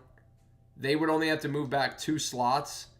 And he may be top 5. He does not look generational to me. He's probably very good. But is he game breaking? Probably not. And so I think we do need to just take the risk that they go for maybe Casey Coleman, or they take a rusher. Will they? I doubt it. But I'm not giving up all our draft. We're a bad team. And the thing about being a bad team in these rebuilds, like with the Eagles, we didn't care about moving first rounders because we knew we were going to be good the entire time. But for a team like the Jets, where we're not, next year's first rounder is worth a ton. And they want both of our next picks, which essentially we're saying that this receiver is going to be worth all of our guys. So I'm not willing to do that. We're going to pass on number 1. And we're probably going to miss out on that top 5 receiver. But that's just the way the cookie is crumbled, man. So let's advance. And they pass. They take Tyrone McKenzie. And now it begs the question, the Seahawks have 3 loaded wide receivers. They're not taking him. They're not. They're not taking him. I doubt it. No, they don't. And now that is why you wait, baby. Good things come to those who wait, boys. W's in the chat, because we landed Jalen Butler, a true top 5 talent, at number 3, because all we had to do was wait. And the 21-year-old out of Oregon, going to have plenty of time to develop. He needs to work on drops, but he has exceptional body control, fights for every inch. No issues climbing the ladder, avoids big hits, excels at creating yards after the catch, and shows good discipline, man. Should be a really good player. He's young. He's got time to develop, and he's going to have a great receiver to learn from in Garrett Wilson. Let's lock it in. Jalen Butler, welcome to the squad. 89 speed is not good, not crazy, but he's still only 21. He's got hidden development. He's a top 5 player in the draft. after the catch ability is going to be great. And he is I see him as kind of like an Amon-Ra St. Brown type of player, man. And Jalen Butler will be our guy, man. W's, huge pick. Definitely worth this pick. I agree. He's a top 5 player in the draft for a reason, baby. And we just got him at number 3 money. And we hold on to our first rounders. That was such a pivotal moment in this rebuild. You don't even, like, that's very, very pivotal. And now, we don't pick again until round 3, pick 3, but we got a ton of guys we're interested in here. Now, obviously, we're not going to get these guys. York, Sherman, they're good. They will be gone. Not going to get Trey Morgan. But if there's anybody near the bottom of the first, we could move up and get our tackle of the future potentially in Stephen Hooker. Or we load up a receiver and get this potentially 98, 99 speed receiver that ran 4.24 at his pro day. 4.24. He's an elite kick returner as well. Just load up at a receiver. But I honestly think getting Stephen Hooker makes a lot more sense. So maybe trading up. But we also need that tight end. Matthew McDougald probably fills a much bigger need for us than we think. And at 23, he's got 4.5 speed. So I mean, he's got great vert. He's got a great broad jump. Top 5 in everything besides bench press. Shiftier but slower Debo. Yeah, he's an after the catch type monster. But Matthew McDougald it's tough.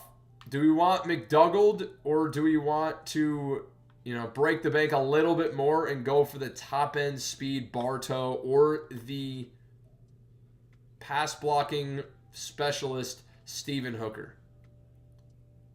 Only solid strength on this guy leaves a lot to be desired. He's got A to C injury though. He's got good impact. He's got A pass block, A to C pass block finesse, A pass block power, B run block, B to D run block finesse, C to F run block power. So not a good power guy. But he's just a pure pass protector, I believe. So, Mike Pittman type build, yeah, for sure. Now Bartow is like just a speed killer. So,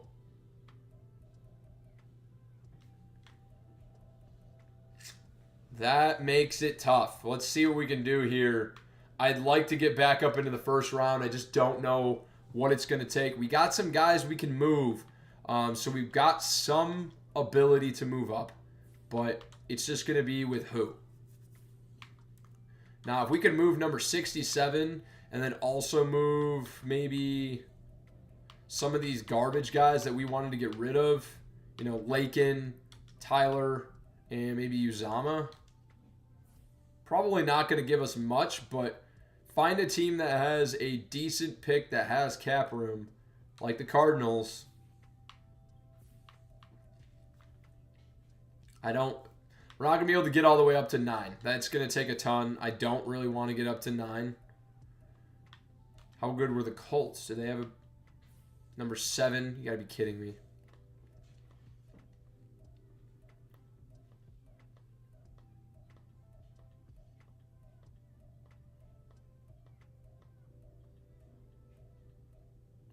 Texans might be a little bit better. Number 6, you got to be kidding me. The only teams with cap space have good picks. So, what if we trade for the Cardinals' second round pick and then we use that to move up even further? That's going to get done. Let's go. Clearing cap, and not only that, but we're also getting up 30 picks higher in the draft. Done deal. We are sending Lakin Tomlinson, Tyler Conklin, CJ Uzama, all over 30 years, damn near 30 for Tyler Conklin and Uzama. Lakin's 32. We're sending our 3rd rounder this year and a 7th rounder this year to move up to number 37 with the Cardinals. And this gets us even that much closer to get into the first round. But Rob said that tight end is good, but 4.24 speed's insane. I do like the wide receiver. Depends on what you need to give up. I agree. now we're going to try and move up from number 37 to get up to the first round.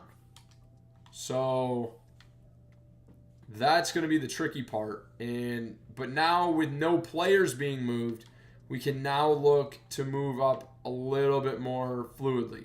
Now getting up to number 10-ish with the Bears excites me. I want the tight end, but I kind of want the 4.24 speed. We haven't really gone after a 99 speed, 98 speed receiver in any of these rebuilds. And that's really fun to me. Yes, we could get a really good tackle, but I don't know that he's really all that good. So we may look to like wait on tackle and see if we can't just solidify our receiver room right now as we... Oh, wait. Do we end up getting Rashid Shaheed? I guess let's take a look. We didn't. Okay, Shaheed signed elsewhere. So that means that we have not only a ton of money, but also... I mean, can I get rid of Lazard? What's the penalty for moving on from Alan Lazard? Let's check that first. Because I'll trade him right now, and then we'll go get that receiver.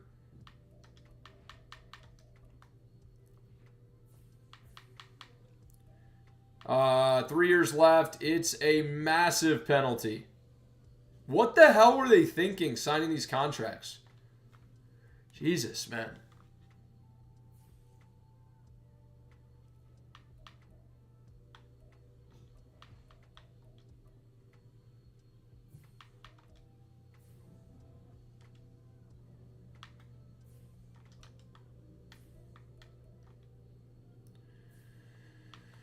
Let's just gauge this. How expensive is it to trade up to number 1? We can't move Lazard. Or number 10, I mean. Second rounder next year, maybe? No. It's going to have to be a future first to get back up. First in 2 years, maybe? Number 10 might be a bit rich. What if we look for a different team with maybe a little bit later pick? We'll still have an opportunity to get that receiver potentially, but like number 14 maybe? That gets us close. Get wrecked by power rushers. It's true, man, but sometimes you need to think about team need, and you can't get them all. They're not all going to be generational. There's most players in these drafts, they have some weakness, whether it's power, whether it's finesse, whether it's run blocking, whether it's pass blocking. So I get what you're saying, but got to take that kind of stuff with a grain of salt. His strength isn't abysmal. It's just solid. So, but I agree. I'm not going after him. So I'm going to try and get that receiver. Now, moving a first and a second in 2 years hurts, but I think we'll be able to move Aaron Rodgers at some point to get those picks back. So it's not as painful as we might think. So if we could move maybe a third rounder next year, a first in 2 years, and our second. So close. And then maybe some garbage.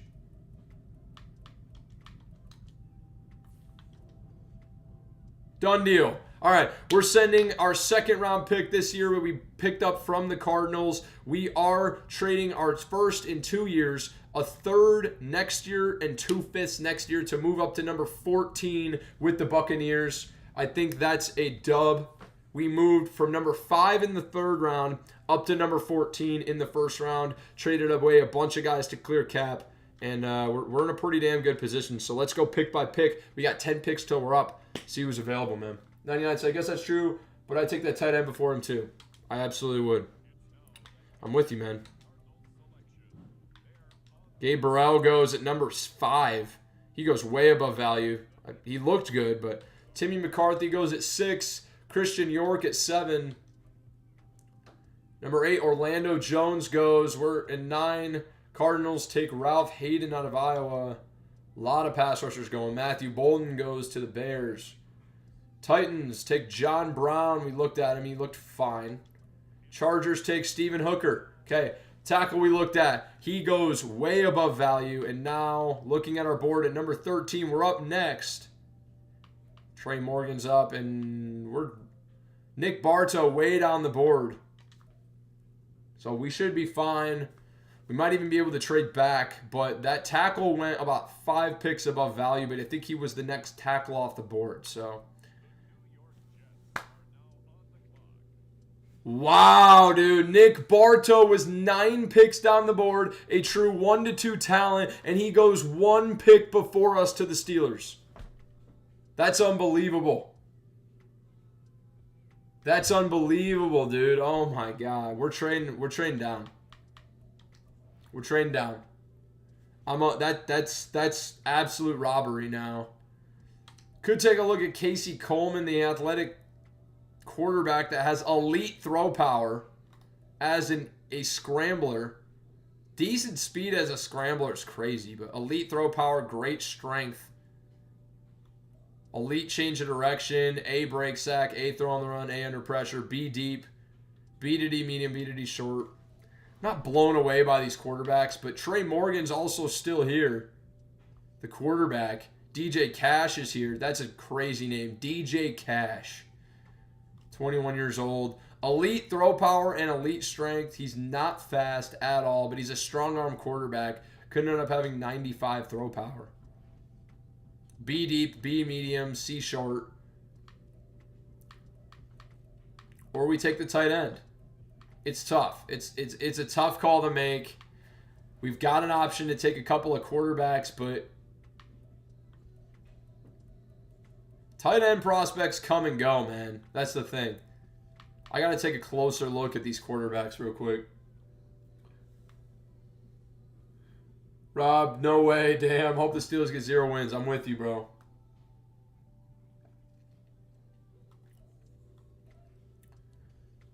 DJ Cash, B medium, B deep, A play action, C short, A under pressure, B awareness. Yeah, there was that quarterback that we looked at down the board. It was Brian Scioli. 21 out of Nevada. Crazy athlete. Only solid throw power. Sucks. Has A injury. B medium, B short. We'll take a shot on Brian Scioli later, but I think we traded away all our mid-round picks, so we'll have to move back up. Let's see if we can move down, get back to McDougald, and then try and get a mid-round pick in the process. Could trade back 4 picks, pick up a 5th.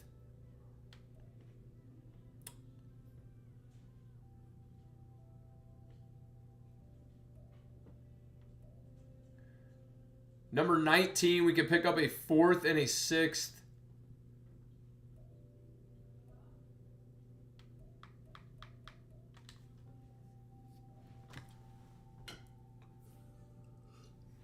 I'm just trying to get back like 10 picks, bro. Maybe pick up a 3rd. So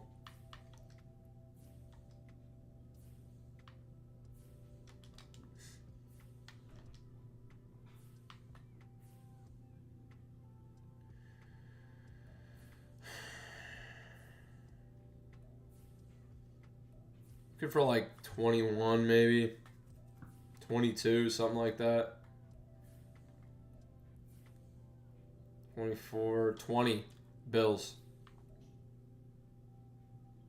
And you should also give me maybe this 2nd rounder.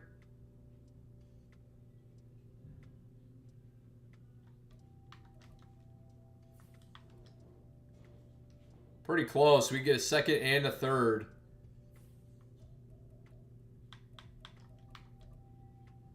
For 2 fourths.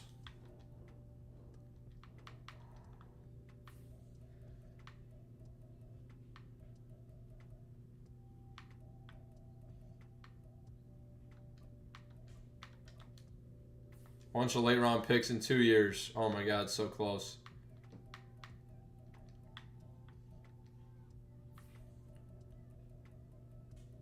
So this is a really good draft class. So, oh my God, so close. Come on.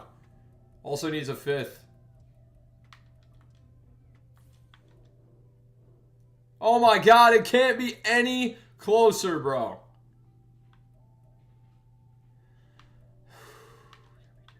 We don't have any more 4ths to send, do we? It's at 20. No, we do. We do. Done deal. Okay, we're sending a load of picks to move back to number 20. But we also, a bunch of 4ths, a 3rd, and 4th. But we also pick up a 3rd this year. Essentially moving up from a 3rd in 2 years to 3rd this year. We pick up a 2nd this year. And we also pick up number 20 from the Bills. So we should be able to get McDougald. And then that gives us 2 more picks in this draft to pick some guys. I feel great about that. Bills use it to take LaMarcus Sheed, the outside linebacker. Patriots up. They take Martin Gibson, that running back that looked pretty good. Grant Woodson, tight end, goes to the Dolphins. McDougald, next tight end on the board here. Casey Coleman, quarterback, finally goes to the Vikings. And then the Packers take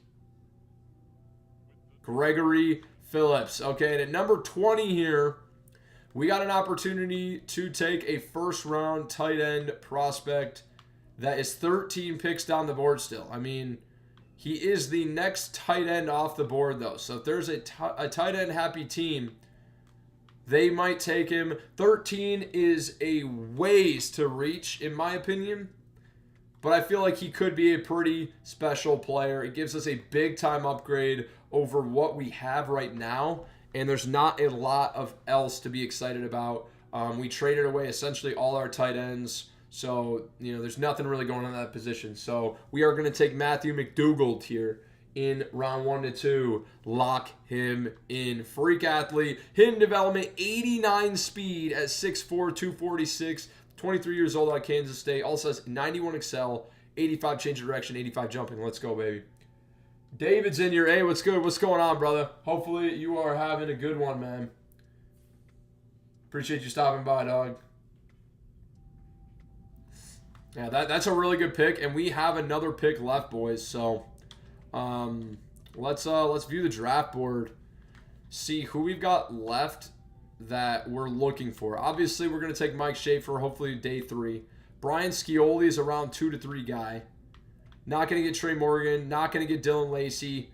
Hopefully, can get Silas Dumaine. He fell 24 picks down the board. That may play to our factor. Honestly, the other guys I really want, I want Deshaun Pickens.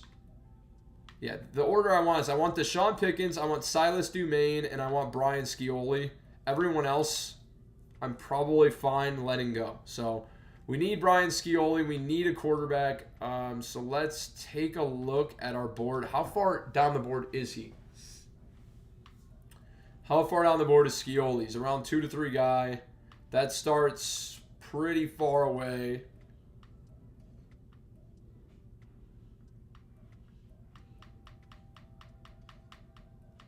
Is there any wide receiver studs? Because we scouted a lot of this class.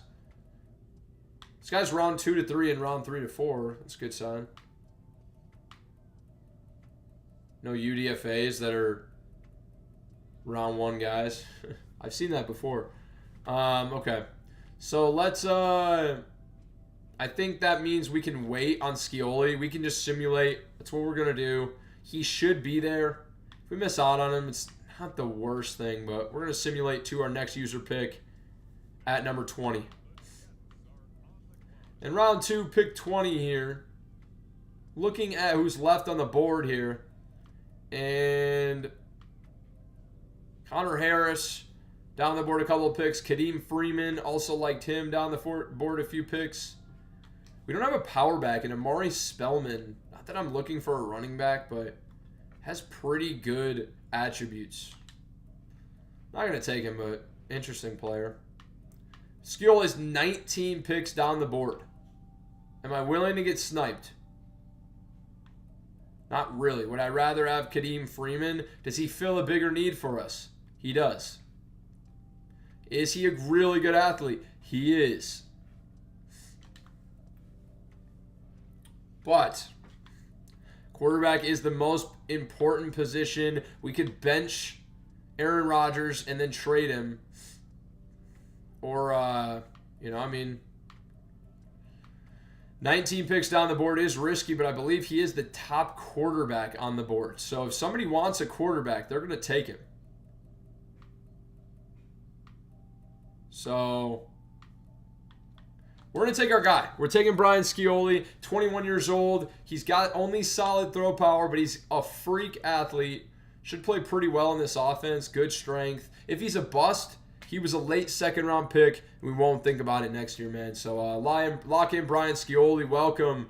Normal development is fine. 88 throw power, 90 speed at quarterback, 90 change of direction, 91 excel, 85 agility. Should be somewhere low 70 overall probably. And he'll give us something to work with this year. He's also only 21, so time for him to develop. Now, round 3, pick 20. Is that going to be enough for us to get the middle linebackers we want? That's really the only other position I need. I'll let Spellman go.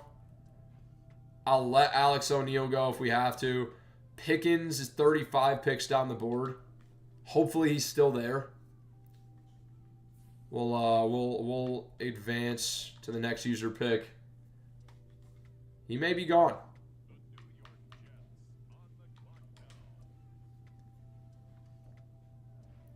Here in round 3, Luke Campbell's still here, but it looks like Pickens is gone. He is. And that sucks, but Luke Campbell's still pretty good. 21 years old, good speed, didn't participate at the combine. Has A-man, B-zone. Round 3 guy, lock him in. Hidden development, 86 speed, 86 agility, 90 acceleration to lead the middle of our defense. Pickens looked good, but I wasn't willing to give up any more draft capital. And now I have a round 6 pick. You know, I want to get up and get that center. Our offensive line could use a lot more depth with the potential exit of Connor McGovern. So let's take a look at, why am I trading? Let's take a look at our board and see if maybe we can move up and go get that guy. And then that's going to be it for this draft.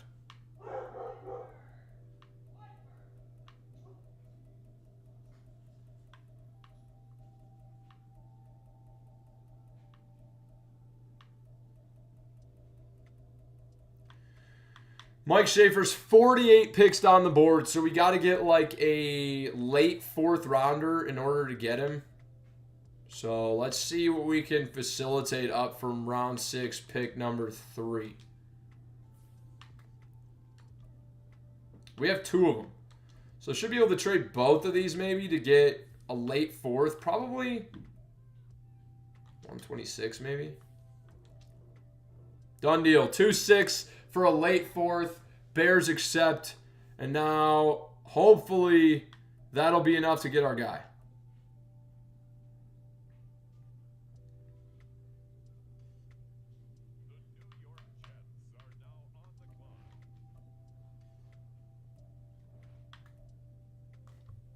It's not. He goes above value. Most frustrating thing about facilitating trades late in the draft is guys go way above value often. And so that's so annoying. So annoying. Andrew Cohen out of Texas has great speed. Also could look at this point probably for just like a really good athletic outside linebacker. Austin Harris is a speed rusher. Has good speed. Poor acceleration sucks. A to C finesse moves.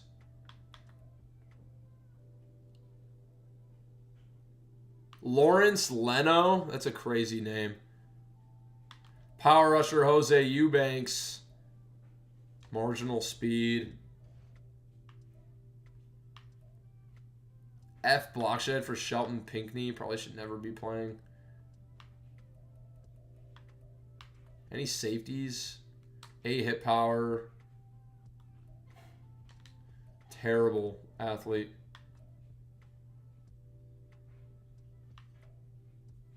Deion Hicks. A hit power, B to D zone, elite strength, but really bad athlete. Attaboy, Michael. Way to cook at some hoops, man. Go get him, boss.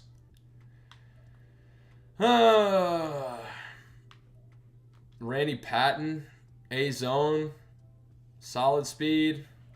Just going to take a shot on Austin Harris here. I mean, I don't know. He's got poor acceleration, but he's got great speed. He's probably not going to be very good, but normal development. He might be better than what we have. We'll take a shot on him late fourth. Our guy was gone, so it's annoying. Let's go to the end of the draft.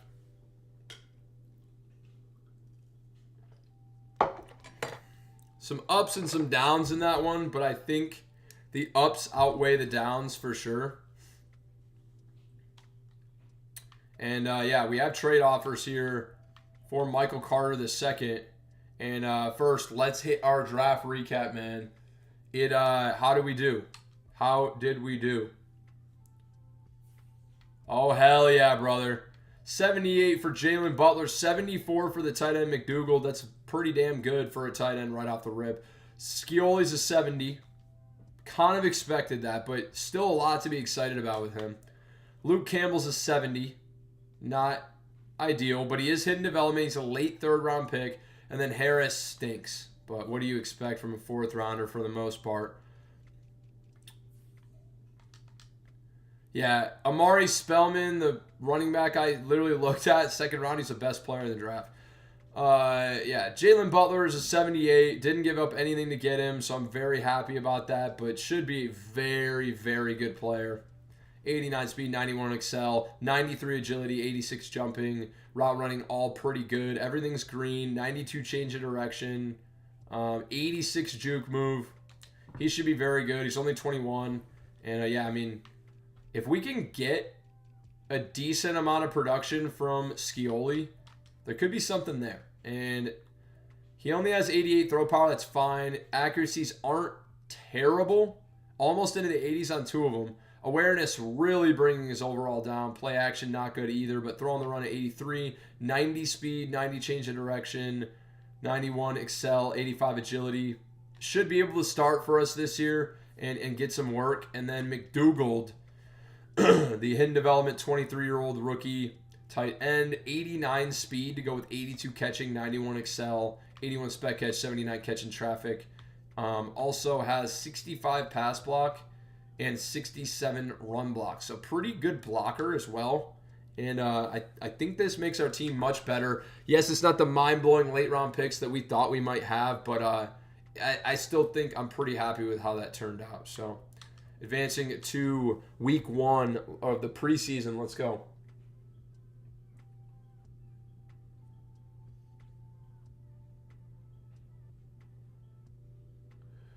What coach does this rebuild have? It's Gary V. Because he's a huge Jets fan. If you know who Gary V is. All right. Do we miss anybody? There you go, 99. I know you're freaking out over there, so we'll get you. No rookies at guard. No rookies at center. There's a 73 speed, 57 overall center. Yeah, all these rookies are terrible that have good speed. So, yeah, pretty bad.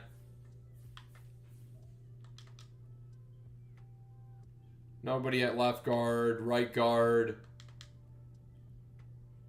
Nobody. The centers are the fastest, but they're all really, really low overall.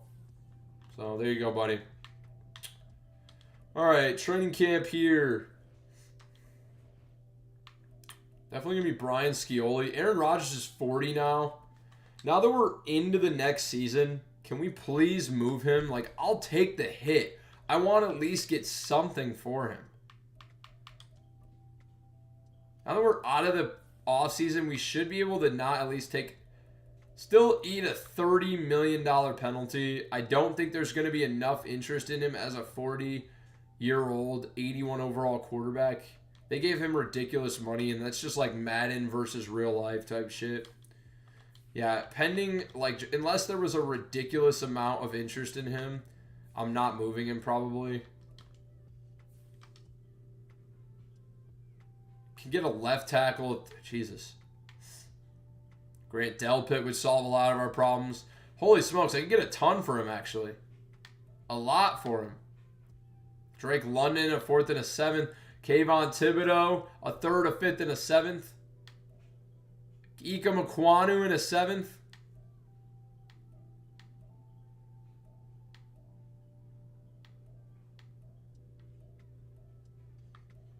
We eat $30 million this year, but next year he's off the books. So we don't usually eat big penalties here. But I'm almost, it just depends who has to be re-signed. Because that's kind of what I'm concerned about.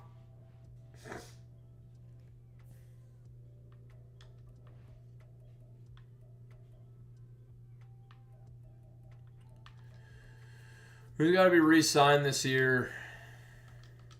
It's got to be Greg Newsome needs a big deal. Like to get DJ Reed. Elijah Vera Tucker. That's it. Okay, 3 guys. And we eat $30 million. We should be able to get all of them back. And then have a ton more to work with the following year. So, I'm eating it. And I'm trading Aaron Rodgers right now. We had a ton of interest. This is a risk we haven't taken. I honestly don't know how this is going to play out. It may screw us big time. But in the long term, probably won't. So we could get active players or we could just get picks. So actually what I think I'm going to do is wait till the regular season, see how the draft looks. And then if there's some really exciting players, then we maybe go from there. We're going to leave him for now for training camp. Get into training camp and then we'll trade him. All right. So we took we went really slow in year 1. We're going to kind of speed it up here in year 2. Yes, sir. Okay. Brian Scioli in training camp. If he can get a dev trade upgrade here, it would be massive to lock him in as potentially the starter because he's going to really have an uphill battle at 70 overall.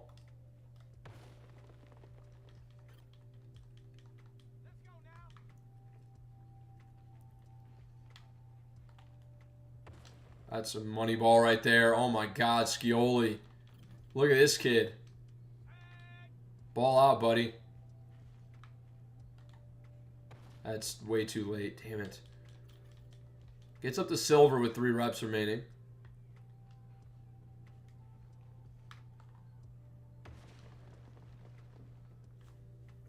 Two reps remaining. Didn't hit any. Jesus Christ. Okay. Got to get gold with Scioli, but this drill's pretty damn hard sometimes, man.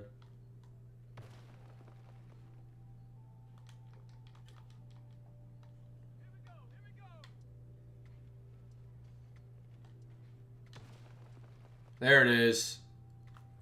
There it is, Scioli.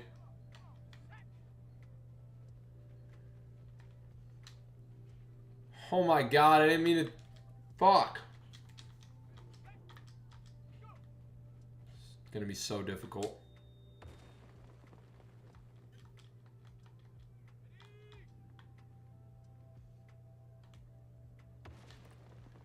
Another one.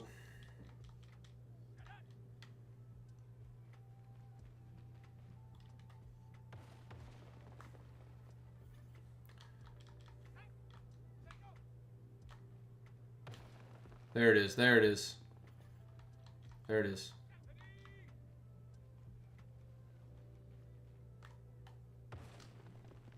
How does that go over the second one, bro? Jesus Christ.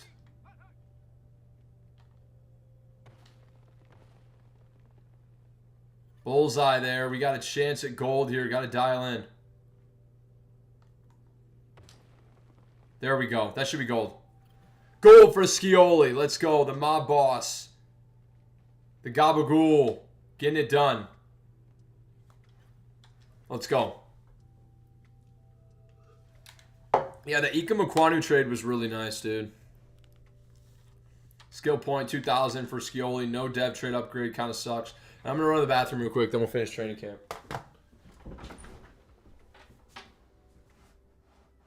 Kindle?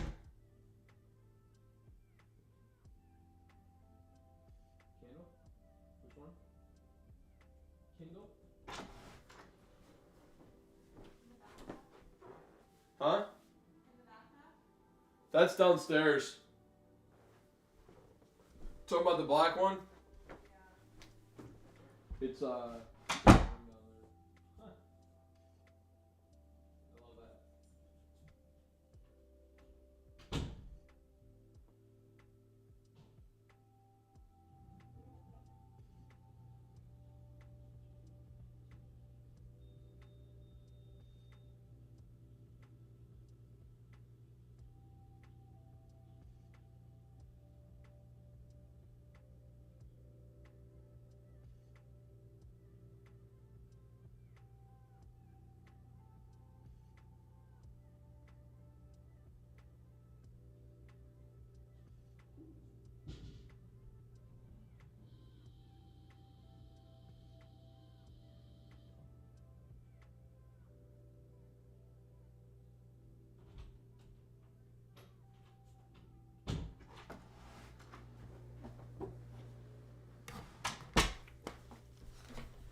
All right, back in Breece Hall time on rushing attack.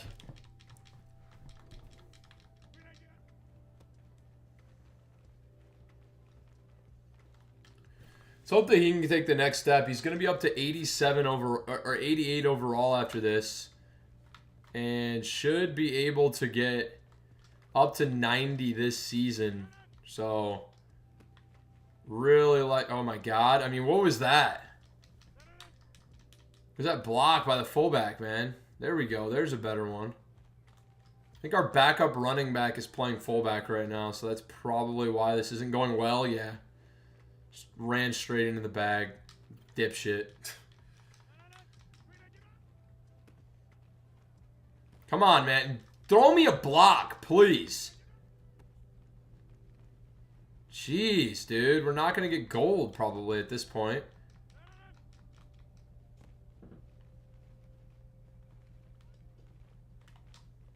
I don't see how we get gold. 18 seconds.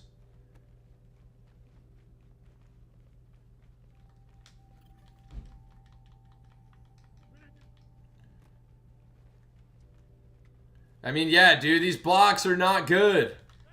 Have some level of impact block, please. We might not even get silver. Jesus. Yeah, we did.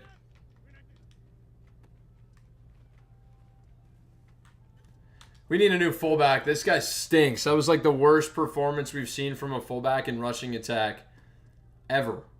So, no. It should have gone for gold, but I'm not going to spend all freaking day doing these drills. So, going to do Jalen Butler. The rookie is going to do the receiving drill. Get 300 towards his rookie snap dev trait reveal. And, yeah.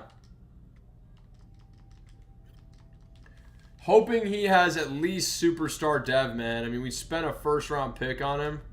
Number 3 overall. So you hope that he has at least superstar, man. Cooking Sauce Gardner right now. Back corner of the end zone.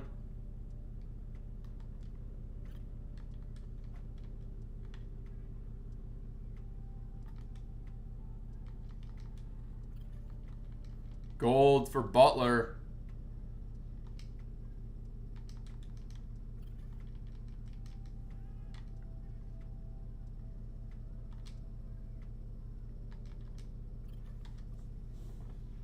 Tear it up, son.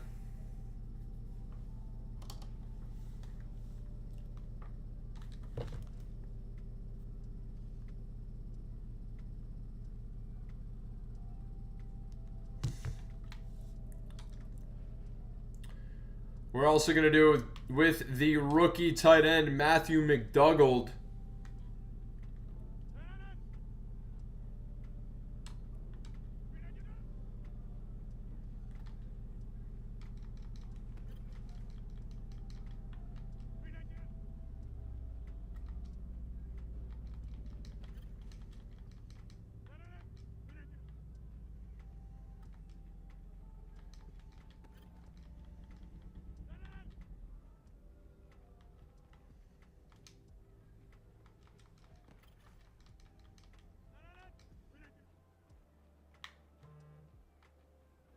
That's clamps from Sauce, dude. Clamps from Sauce Gardner.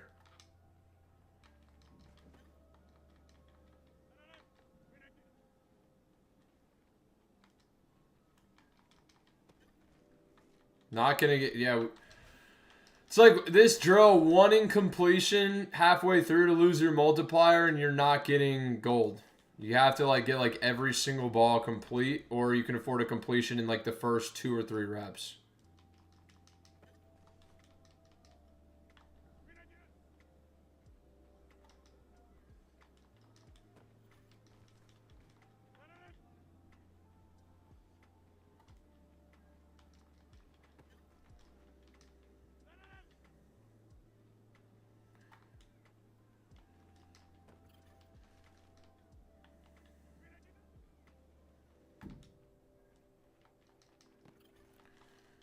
There we go. Locked in, baby. Let's go. McDougald for gold.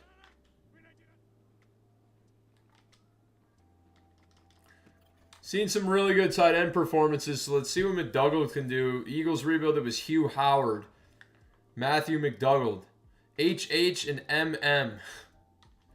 Seems to be a common theme. Trench battle here. And at this point, Jermaine Johnson, I think, is probably the player we want to continue to develop here. At star development, he's an 83 overall at 25 years old. Needs to have more than 4 sacks that he had last year, though. Bryce Huff got a new deal last year and had 2 sacks. That guy just went into another galaxy.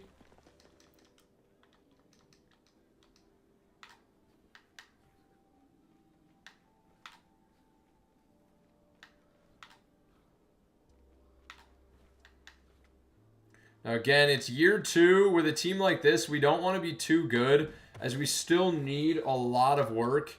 And so we really need to be careful about who we're starting. You know, starting guys with development, not being too good essentially, because a late pick versus an early pick for this team in year 2 could be very detrimental to our development. So we need to keep an eye on that. Very different than the last rebuild we did, where we were trying to be amazing right off the rip. But DB battle here, or chase and tackle. We'll do the rookie Luke Campbell, man. Maybe he can get at least a +1. We'll see what happens. He's taking on Breece Hall, so it's going to be an uphill battle, but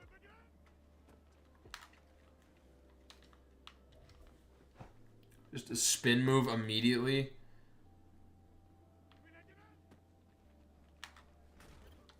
There's Luke. Come on, baby. 70 overall versus 88 or 87. Jesus.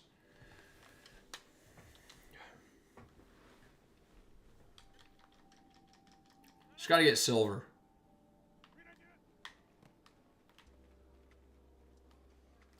There we go, Luke. Never give up.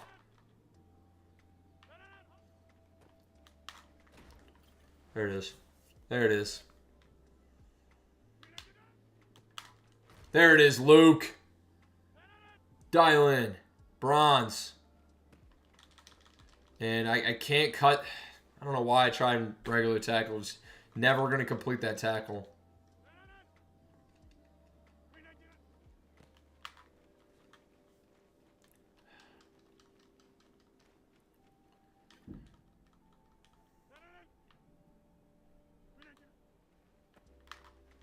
There we go.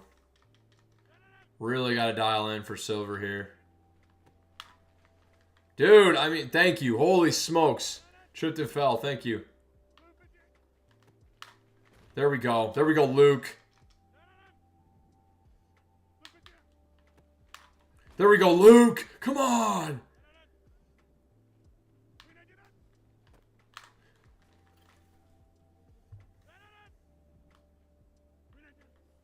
Dialed in on chase and tackle, bro. Luke Campbell has a chance for gold here.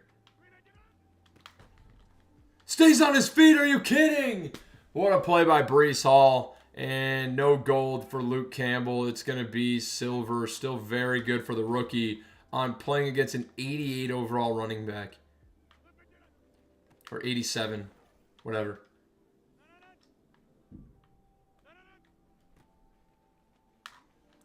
Got him.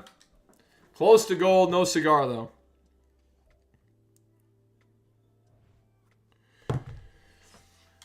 Skill point for Luke Campbell. Now it's up to the DBs here, and it is Greg Newsome, DJ Reed. Michael Carter II is our fourth corner. And, yeah. Let's continue the development of Greg Newsome. Try and close the gap between him and Sauce Gardner.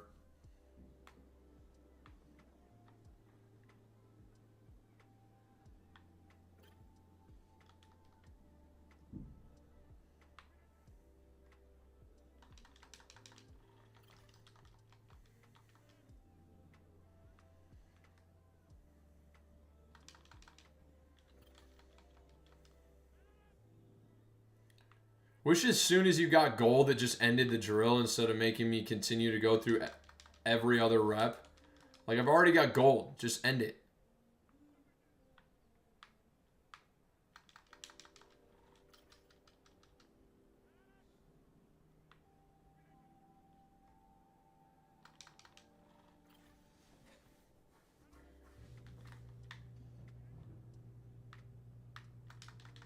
Ah.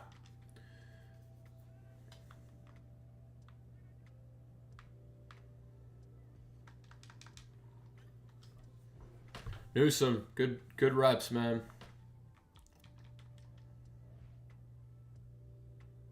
Skill point, and then DB Battle Red Zone defense. Ashton Davis is already up there. Let's give Tony Adams a shot. 75 overall would be his thing. You got to break out last year up to star dev. Oh, ran the route for him. I ran the route for him. You think I'm the receiver? There we go. Touchdown saving tackle. Hang on to our multiplier. Oh, what is that route? Thought he was coming back across the field.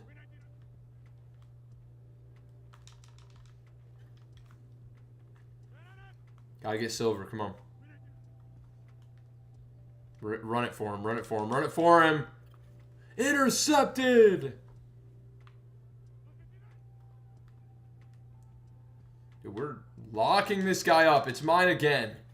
Absolute clamp city right now for Tony Adams. Oh, that's a good route, though. It's a good route. And he somehow gets past me, costs me. Dude, we almost had gold, man. Yeah, we almost had gold. 600 points away from gold. You got to be kidding me. And still gets a skill point. That is your training camp for 2024. We're headed to the regular season. Let's go.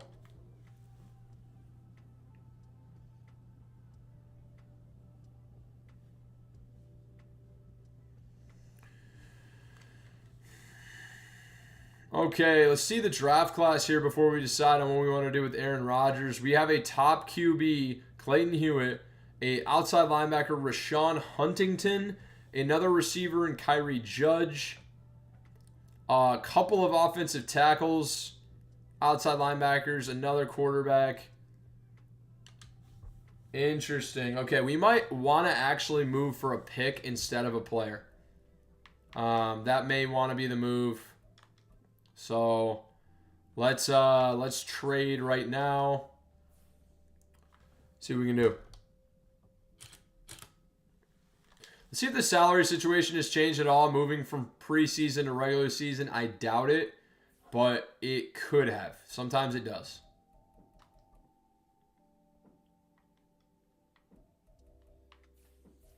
It did not. It's still a $30 million penalty release. But we would take a $30 million penalty in 2024, but we would free up $23 million in 2025 once we're actually good to, shell out to players. So I think that that's going to be the move here. and we're gonna get it done. I think we are gonna move for picks in lieu of losing our quarterback. Again, we were offered some pretty good trades for some pretty good young players. Grant Delpit. I'd like to rebuild through the draft, though. It'll be a lot cheaper. And although Ika Makwanu is tough because it's going to be tough to find an 82 overall superstar development that's the same age. That's tough, man.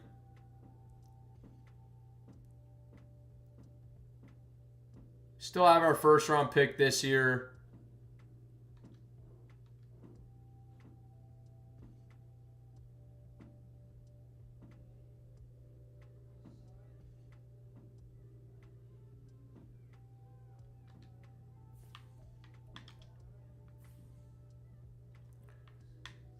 How many years left does Ecom have on his contract? Are we going to have to re-sign him?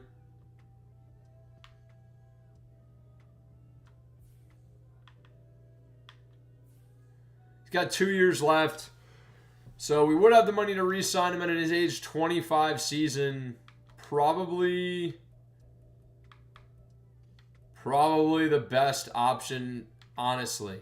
Because we are pretty thin at offensive line. We want to build around potentially our quarterback this year. If not, set the stage for our quarterback next year. We're going to eat the penalty and trade for Ikem Ekwonu, man. And we have a new superstar left tackle, and we're going to try and develop him. We now have a pair of superstar linemen. Now, taking a look at the best team right now, man.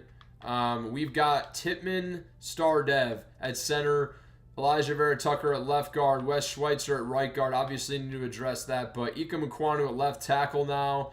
Mekhi Becton at right tackle. The offensive line is looking much, much better. Need to address depth. But then, this is a much improved offense. It'll be interesting to see if Scioli can get anything going at quarterback. But McDougald at starting tight end. We could definitely use some backup tight ends. I mean, we're literally starting a lineman at tight end. So it may pay to sign someone off waivers, which honestly we're going to do right now. And we're also going to look at fullback because Rucker is playing fullback right now. Gabe Neighbors is here. 75 speed. Dude, holy shit, Ryan Nall has 85 speed at fullback.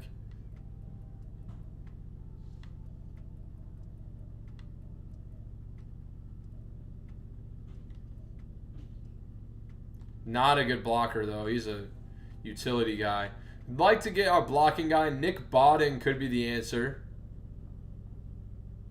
Or Colin Maley. Only a 65 overall, but is a rookie. He's 23 years old, out of Georgia Tech. 84 lead block to go with 75 speed. 79 acceleration, 75 strength. 61 run block. He's young. He could develop potentially on this team. And versus 75 speed. Just for shits and gigs, 99, we'll look at your centers that you were interested in. That were the top speed guys. Let's look at him versus like a Colin Howard. Who is slower.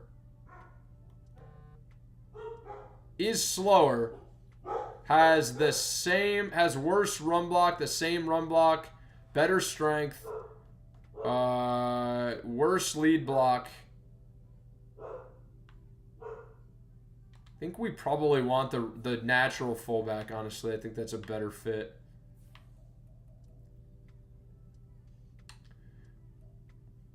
His lead block was, what, 79? This guy's got better lead block. So we're going to go with Colin Maley blocking fullback. He's going to step in at fullback for us. That means our other guy can move back to tight end. And then Uzama, who was on the team last year, is on waivers.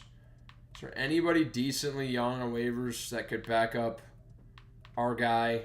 Not really. Johnny Munt. Robert Tunyon's 30. These guys are really cheap, too.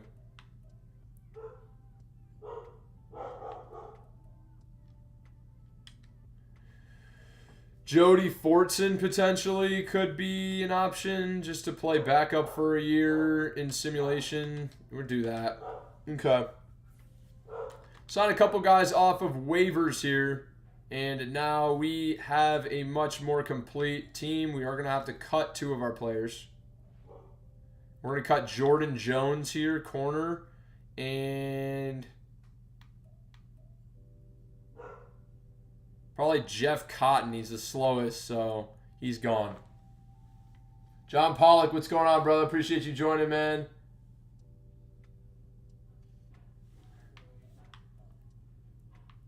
Okay, and we're going to edit the scouts. I want to see, there's a receiver, but I want to see quarterback. Potentially if Scioli doesn't work out, which it's going to be really hard to develop a 70 overall normal dev quarterback in simulation. We want to know about these quarterbacks, like legitimately want to know. So we're going to redo the scouting here. We don't normally do this, but it's a started from the bottom type of rebuild, so we have to kind of put in the effort. So it says strengths are wide receiver and outside linebackers and tackles. I'd say probably there's top 10 quarterbacks. I'm going to treat it like a quarterback is the strong suit.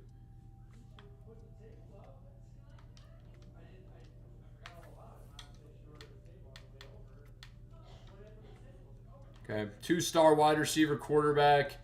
We still need safety, so 2 safeties and a middle linebacker potentially in here in the West. So let's put 1-star into safety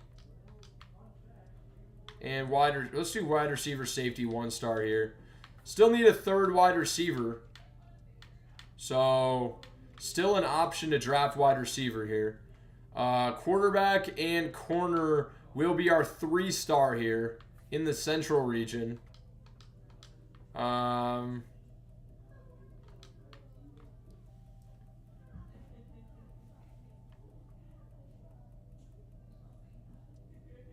There's only a 1-star for corner and quarterback. That sucks. We'll do quarterback and safety. That's what we need anyways, so we'll do that in the central region. It says it's not a strength. Whatever. That's fine. I don't care. Wide receiver and safety again in the Northeast.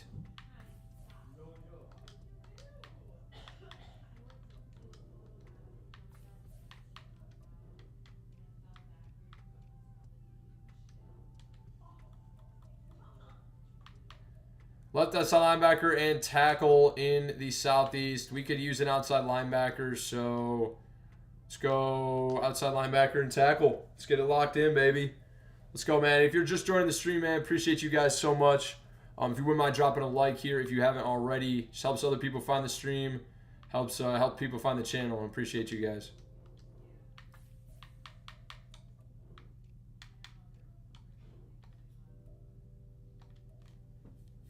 Okay, scouts are set. We're locked in, baby. It is time for the regular season. And, yeah, we're going to get the lineup set exactly how we want. Obviously, Aaron Rodgers is gone. And I think the team is pretty much exactly how we want it. Now, Wes Schweitzer is 30. So he's gonna do it this year, I guess. But who's Mitchell? Max Mitchell's 24. He's going to start. He's going to start for us. He's younger. That's fine. Defensively, Luke Campbell and Zach Barnes, maybe? I don't know what his name is. Starting at middle linebacker, Quincy Williams, Sherwood on outside.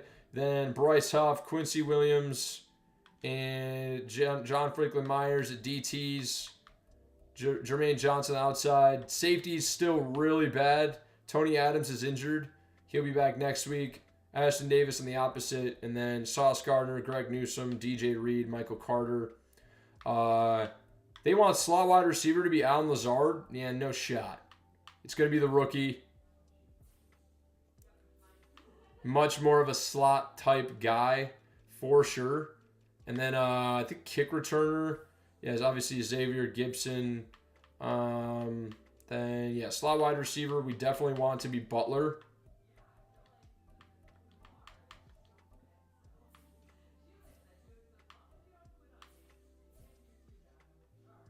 It's with the rush right end to be John Franklin Myers, the rush left end to be Jermaine Johnson. I'd rather the rush left end be Bryce Huff. He's 2 years younger and much better overall. And then I want rush DT to be John Franklin Myers and Quinnen Williams. Sub linebacker is going to be Luke Campbell over Quincy. And then slot corner will be DJ Reed again, man. So team is locked in. We're feeling good. Let's get her done, man. It's time to simulate to the midseason mark.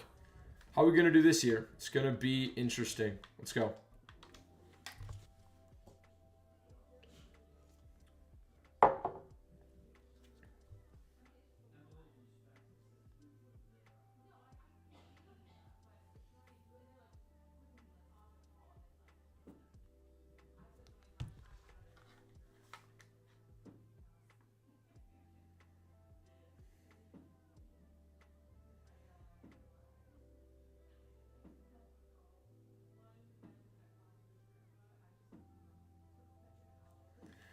Okay, week 8, we are 5-1 behind the arm of our new rookie quarterback. Oh my God, we're doing well.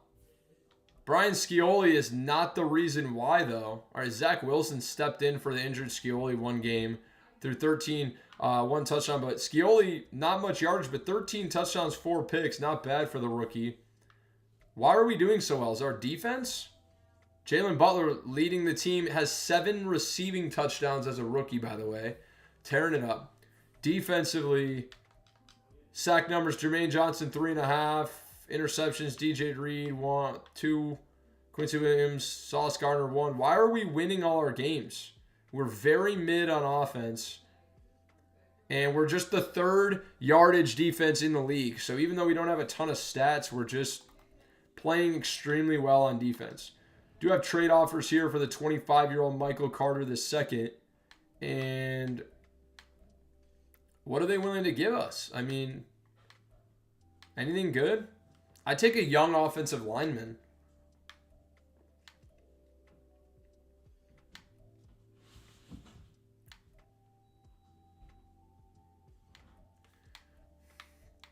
Waldale Robinson would be interesting.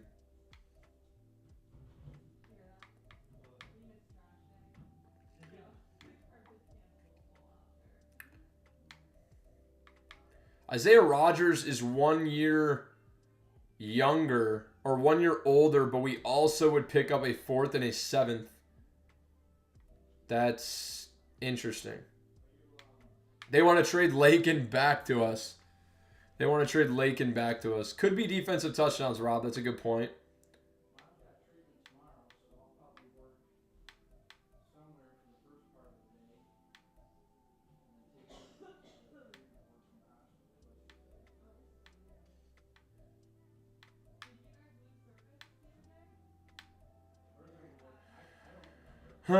We could also take in Tyler Algier as a backup running back, potentially if somebody gets injured, but I'm also intrigued by Wandale Robinson.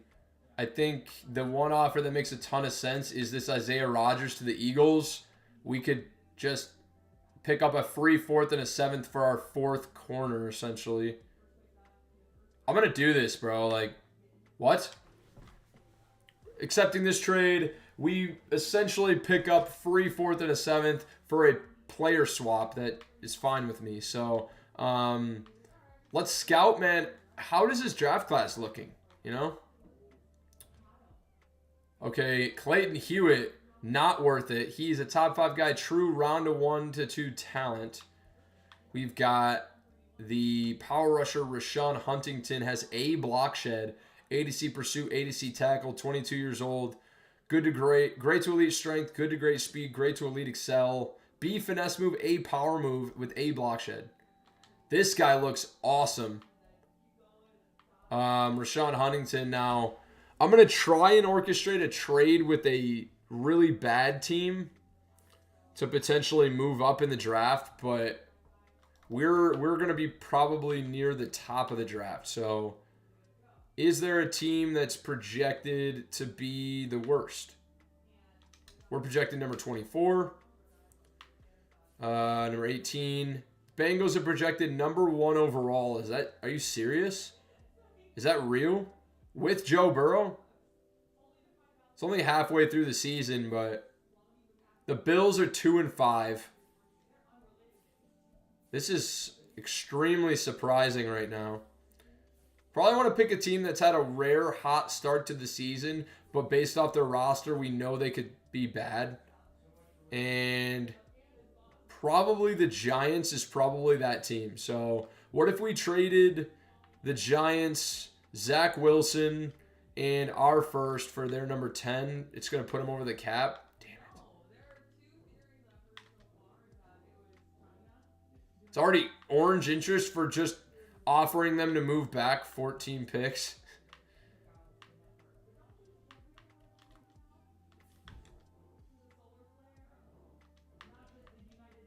Is there any players that we could move that might interest them? Maybe John Franklin Myers. He's superstar development, 27 years old, only 77 overalls. To move up to number 10 and potentially be able to take that crazy rusher. That guy looks unbelievable at outside linebacker. Let's check out the salaries at this point. If there's anybody we can really take advantage of moving, it's John Franklin Myers. He's only 77 overall. He's already 27. Yes, he has superstar development because of a breakout that we got lucky he got. I'm taking advantage of it. And the Bills right now are not a good team. This is the trade deadline right now, so we need to make a move. We could move with the Bills. We can't move with the Giants because they have no cap.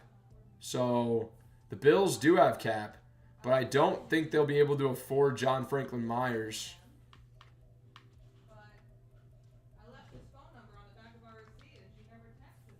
No, they're not. Need a team that can afford him. Need a team with a good amount of cap room that also we feel like will have a pretty high pick. And I think that could be the Cardinals. They're not that good. They're somehow overperforming, I think. So I think that trading for number 13 makes a lot of sense. We'll also move John Franklin Myers here. And we should be able to get this done.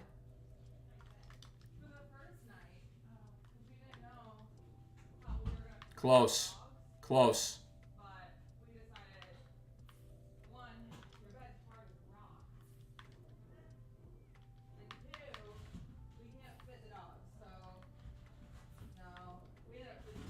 Done deal. We're sending John Franklin Myers, our first-round pick this year, starting out 5-1, and a 6th and a 7th to the Arizona Cardinals for their first-round pick.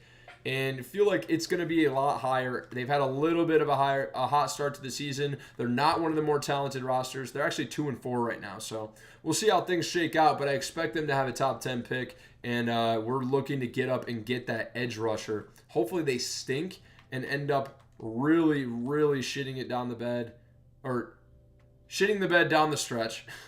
And we're able to take the guy we want. So I'm going to focus on outside linebacker. Looks like that was the strongest position in the class. And, yeah, we are headed for the end of the season, man. So we'll see how we fare down the stretch.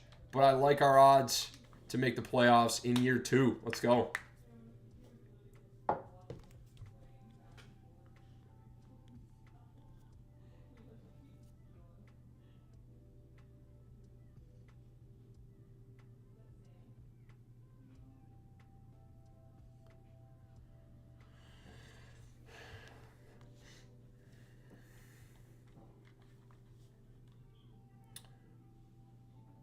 Oh my God. We start out 5-1 and we go 2-9 to finish the year. One of my more brutal stretches I've seen. Was John Franklin Myers that crucial to our offense? What happened? Scioli actually decent rookie year. 3,300 yards, 21 touchdowns, 14 interceptions. Not great. Started out 13-4, finished the year 8 touchdowns, 10 picks. Brees Hall, 1,100 yards, 10 touchdowns. Backup running back had 4. Receiving, Butler, 849 and 10. Was by far the best receiver. Wilson, 803. We got to get a better quarterback. McDougald, 650 and 4. Which, by the way, we need to check his dev trait. But defensively, Quincy Williams, 124 tackles, 1 sack, 3 picks, and 1 forced fumble. Luke Campbell, the rookie, though, 115 total tackles, 5 sacks, 5 pass deflections. Unbelievable. Didn't have a single interception, which is disappointing, but nonetheless. Quinnen Williams, 11.5 sacks from the DT spot, 7.5 for Jermaine Johnson. Luke Campbell, the rookie, is 3rd place. And then interceptions, Quincy Williams leads the way. DJ Reed with 3 out of the slot. 1 for Newsome, 1 for Davis, 1 for Sauce Gardner. TFLs, Jermaine Johnson had 22 TFLs. That should get him a breakout, I'd imagine. 7.5 sacks and 22 TFLs.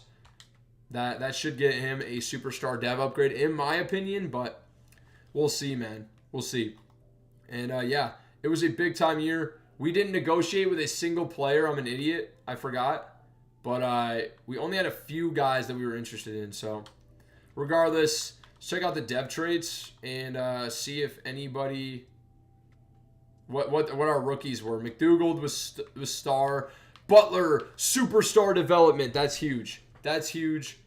And for some reason, they moved Mekhi Becton to backup left tackle. What are we doing?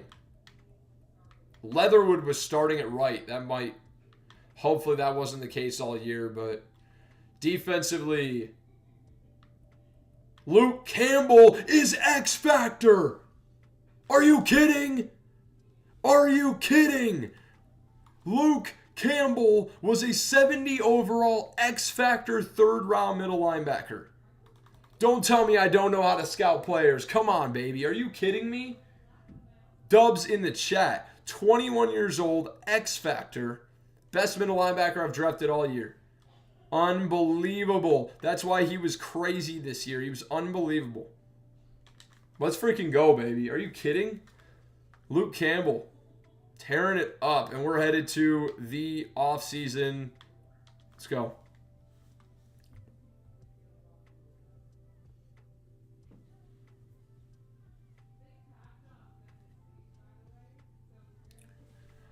Okay, upgrades here in the offseason. Luke Campbell gets 2 as he wins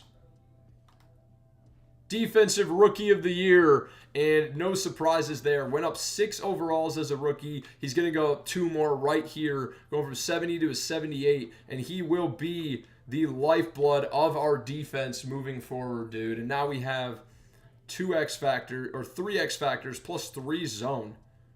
He looks awesome. 86 speed, 86 tackle, 74 block shed, 72 zone, 81 awareness, 93 excel, 79 hit power. Very well-rounded player. Very.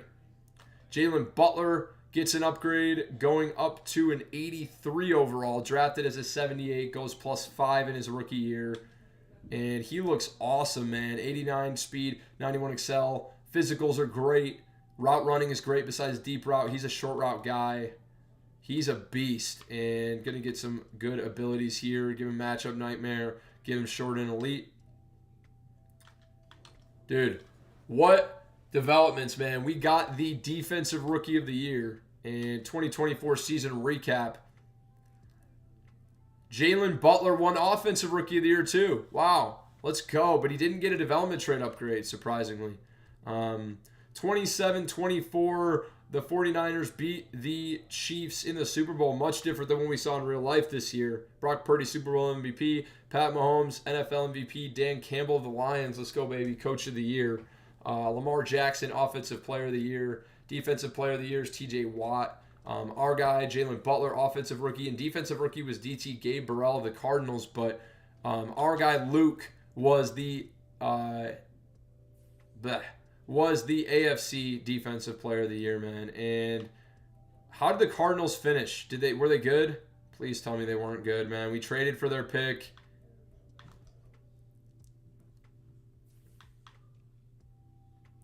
We end up with number 9. Okay, I don't know how that would have compared to our 7 and 10 finish. We may have actually ended up having a better pick, but, you know, so be it. We are headed for the re-sign. Let's re-sign some players.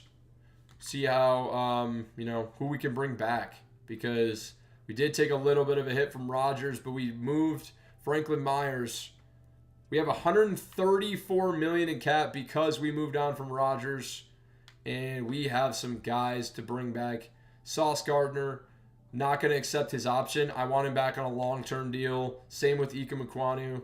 But we are going to bring back Greg Newsome on a pretty sizable deal. Going to offer him a little bit extra. We can afford it. Going to give him $1 million extra. He should accept this. He's back. Okay. Garrett Wilson also up for option next year. All 3 of these players need to be re-signed to long-term deals. Same with Jermaine Johnson. Holy smokes, we're going to have to really hang on to some money next year.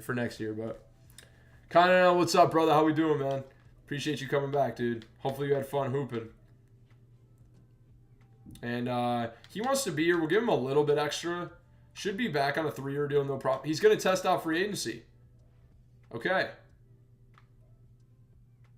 Interesting.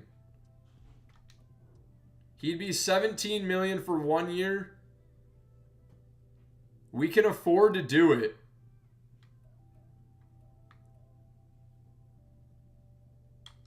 Kind of want DJ Reed back on a 2-year deal until we find a replacement. Doesn't want to be here, but he's much better than Isaiah Rodgers at corner 3. Okay, he's back. 2-year deal. Isaiah Rodgers, corner 4. We're going to let him walk. It's fine. Zach Wilson, letting him walk.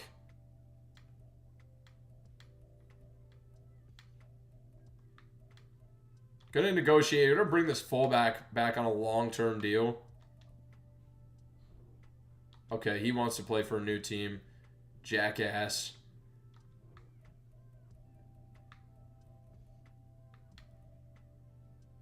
Tony Adams, 77 overall, star dev.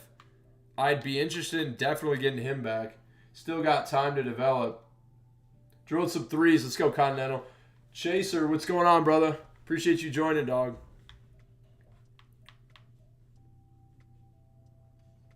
Okay. Let's get Tony Adams back. We don't have any depth at safety. He's back. And I think let's see if we can get Elijah Vera Tucker back for any cheaper in free agency, I guess. He's going to walk. So is the fullback. It's fine. We'll take a look in free agency. We might be able to get him for cheaper. Who knows?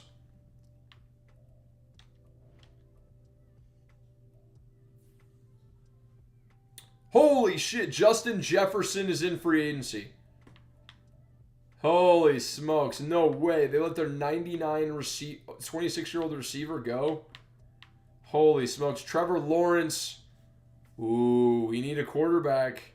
Trevor Lawrence is in free agency. Nobody wants to come play for the Jets, though. Nobody. Ifitu Melifonwu does. He's 26 years old, normal dev, but does give us some good depth at free safety. For him, a 2-year deal.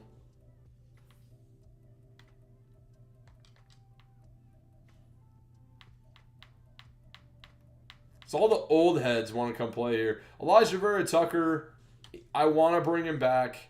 I do. I want him on a 3-year deal. He wants to be here even more now for some reason in free agency than he did in real life. So that's weird. Yeah, no, we're going to have to. We're giving him the best offer. So we'll offer both of these. We need to hang on to money next year. Got to think about that, but I give him a little bit less.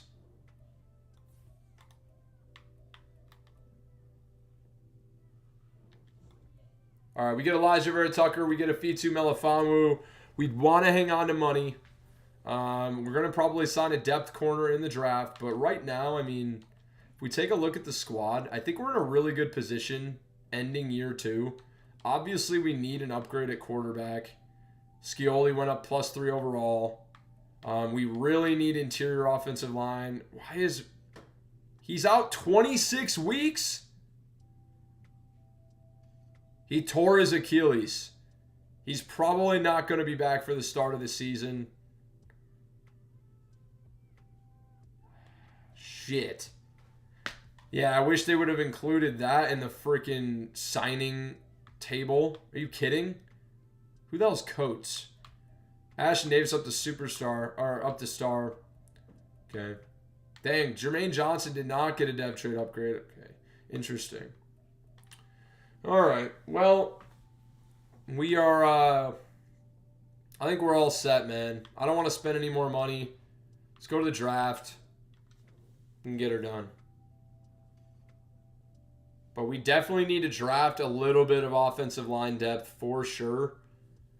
If we can't get the guy at the top of the draft, then we're not. And the reason we hung on all our money is because we have a ton of guys to sign next year.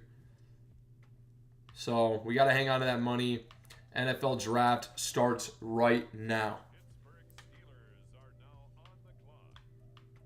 It's bugged now? Okay. Got to back out.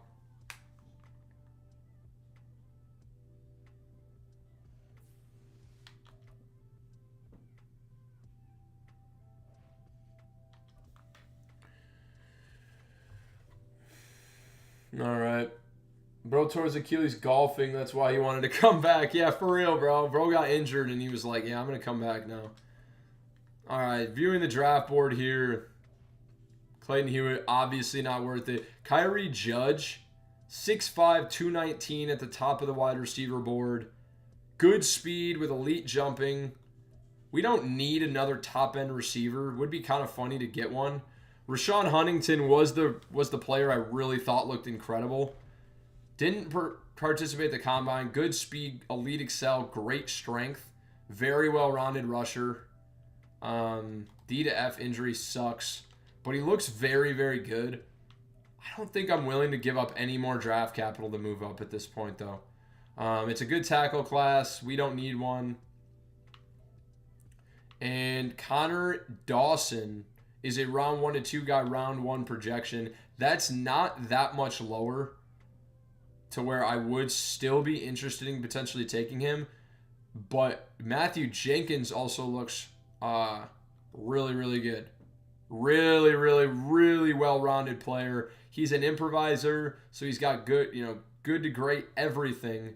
A awareness, A break sack, B play action, A short, B medium, A to C deep, A to C injury. This could be our guy at the 8th projected. Could definitely be our guy. There's also corners. There's also safeties. There's also a middle linebacker. Eduardo Lobato. Michael Iglesias.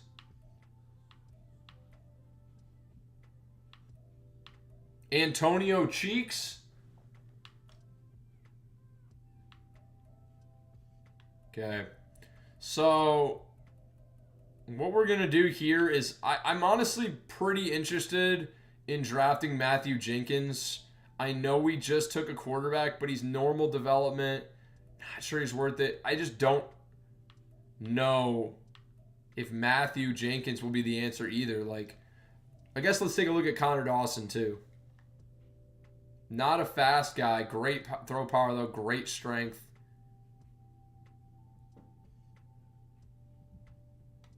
It's pretty decent.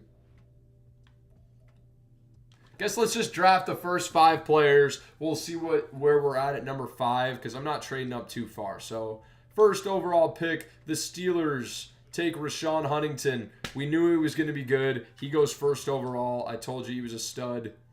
And then the Saints take Clayton Hewitt. Sorry, Rob. He will probably be a bust. Ramon Ruiz to the Falcons at number 3. The Bears at number 4 take Kyrie Judge. Good-looking receiver. And then number 5, the Jaguars take Damon Lowry. Now, the Giants need a quarterback. So they could absolutely take Matthew Jenkins here.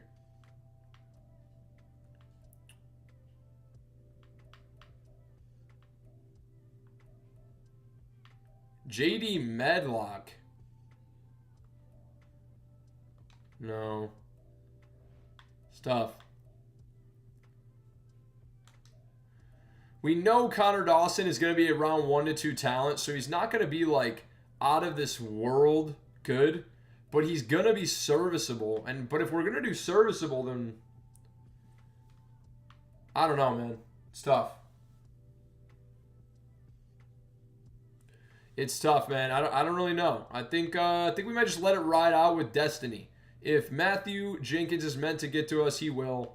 If he doesn't, then we'll make a choice there. The Giants say we don't care about quarterback. We're going Bo Ellington. The Bengals take Johnny Fisher, and the Vikes ahead of us take Javier Duval. And now the question is, do we take another quarterback, or do we trade back? You know, like, it's a tough situation. I mean, there's a lot of options here. Don't need another corner. You know, we got Angelo Hamilton here. Not it's solid everything. Jesus. No shot. Elijah Vernon, pair him with Luke. Elite speed. And he's only got the 8th best time. A Blockshed, BDD zone.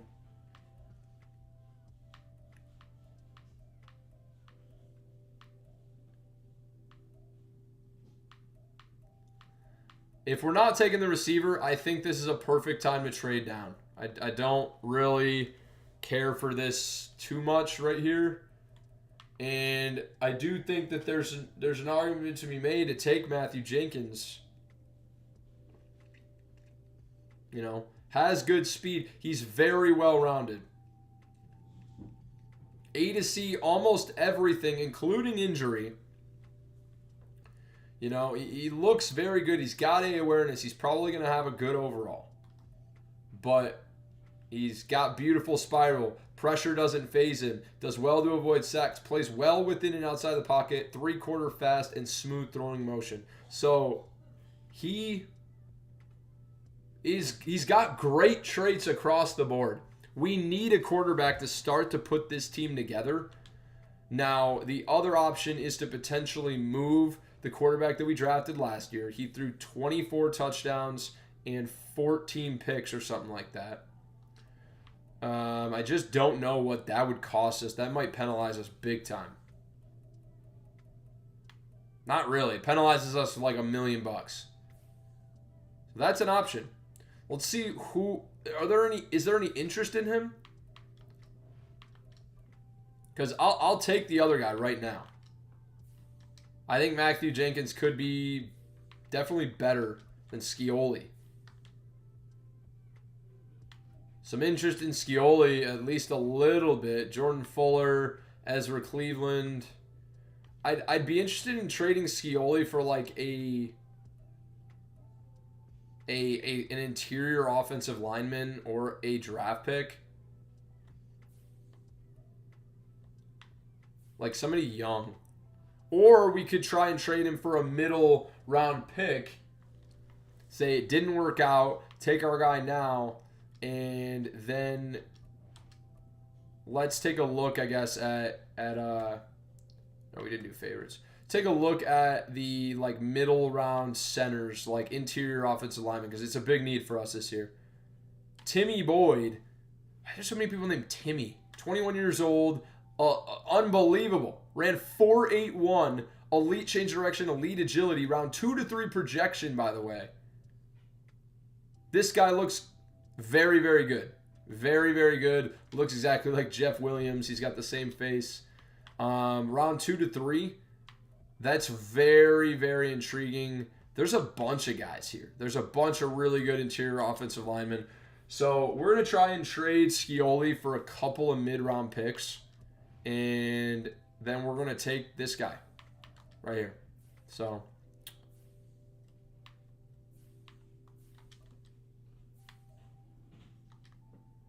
just need a team that could take his cap on, and that really needs a quarterback. And the Giants were in that realm. Do they have they don't have the cap. Okay.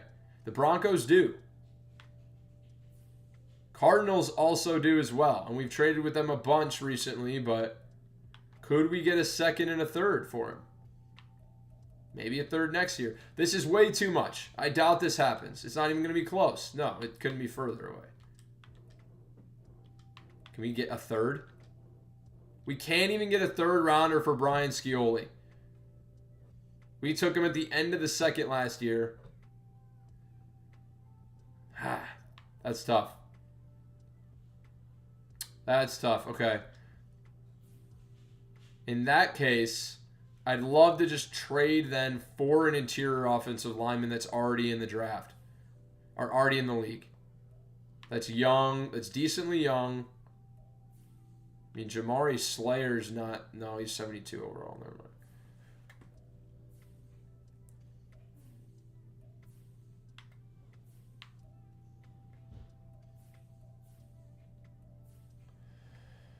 Travis Buckley. Eagles know how to draft linemen, man.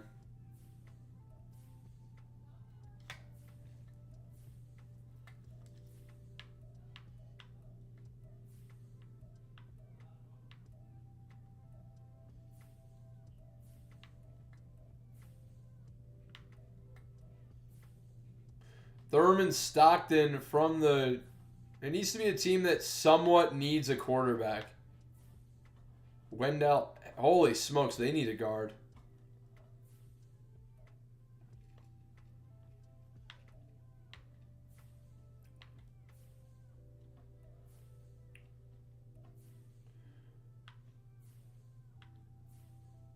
Peter Skoronski.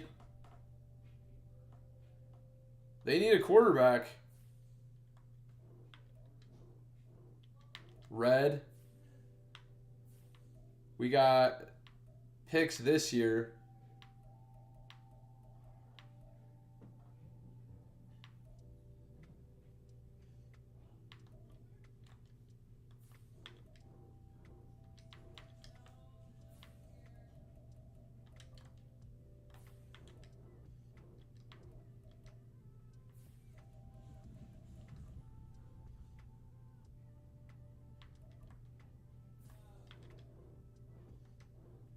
We already saw a freak physical center, my guy. Did you step away?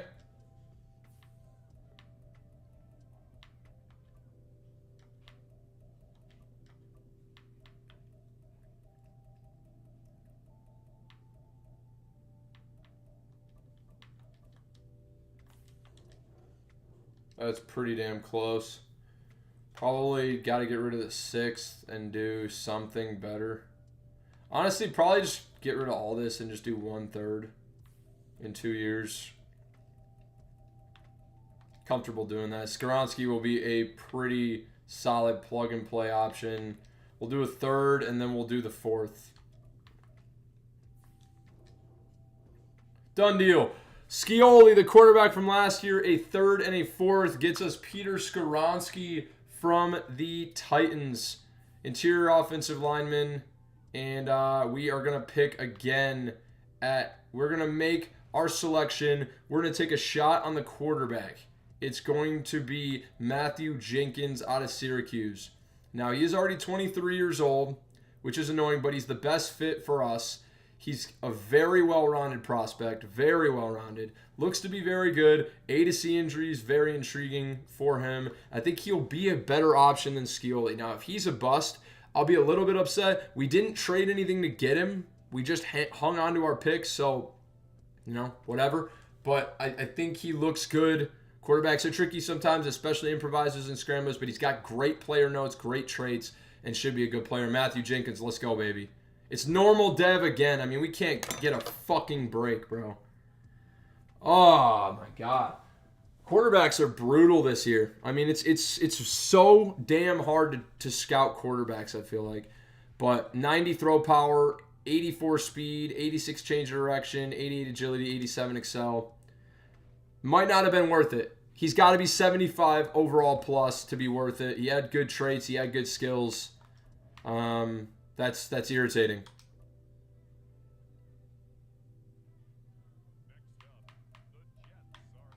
Now, here in the second round here, I want that center, dude. I want that freak center. Where is he? Timmy Boyd.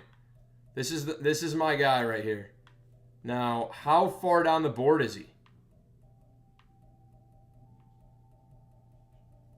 Got a ways. 20 picks down the board. Now, is there anybody ahead of him that is more intriguing?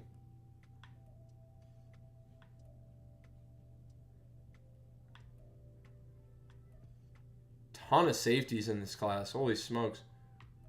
I mean, Eduardo Lobato looks like dog shit. F catching traffic, F catching, and F release, but ran 4.24.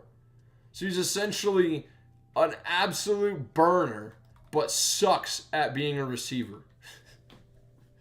This is a weird-ass player, but I don't care, dude. I don't want him. I'm going to take my guy in Timmy Boyd. I think is just definitely the move. This guy looks very, very good. 21 years old, elite speed, elite change of direction, elite agility, decent strength is fine. He's going to play guard for us, and yeah, hopefully it ends up having decent injury. Welcome to the squad, Timmy Boyd. Hidden development, 84 strength, 75 speed, 83 excel. Let's go, baby. We pick again at round 3, pick 18. Trying to get our first playoff berth in season number 3. And let's take a look here. Wouldn't be against trading away this pick for maybe somebody that already exists, but how about Kyrie O'Neal? 22 years old, ADC zone, B hit power, slow. Do need another receiver. Dorian Turbin, 4.37. D injury, not great. Son C Productions, what's going on, brother? How we doing, man? Yo, how do you get more breakout games? You have to either have like a really, really good game or a stretch of multiple good games. So if I was to say, how do you get more breakout games? Just play really well with one player for an extended period of time. But honestly, it can just be random. Sometimes it only takes one game. Sometimes it takes a couple, man. So hope that helps.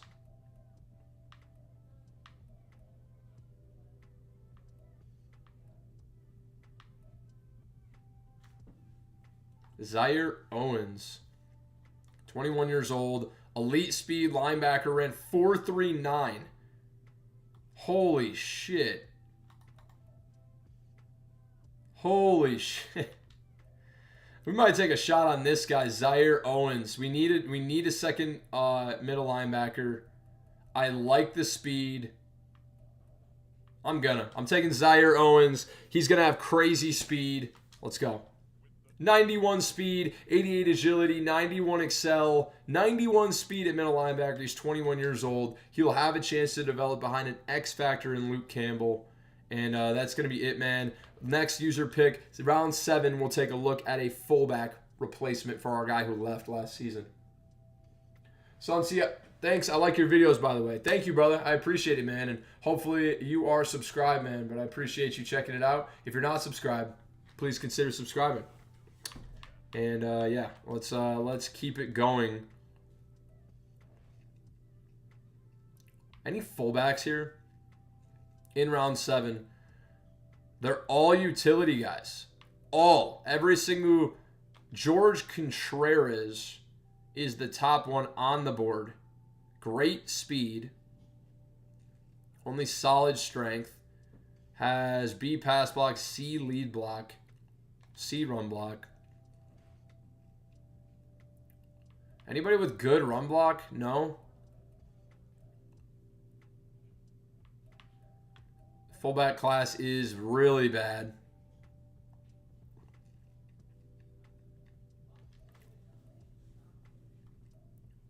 Adam Gordon has elite strength, great speed, elite agility. We'll take a shot on Adam Gordon in the 7th. Who knows? 78 speed, 84 strength, 84 excel, 82 agility. Plug him in, and we're headed to the end of the draft. Please have that quarterback be somewhat better than Scioli was at the end of the 2nd, or we made a big mistake in trading away. Draft recap here. He's a 76. Huge. Okay, despite normal development, he is a 76 overall. That's very, very solid for a quarterback. And then we took 372. The fullback was a 72 overall. 99. That is the best fullback we've drafted.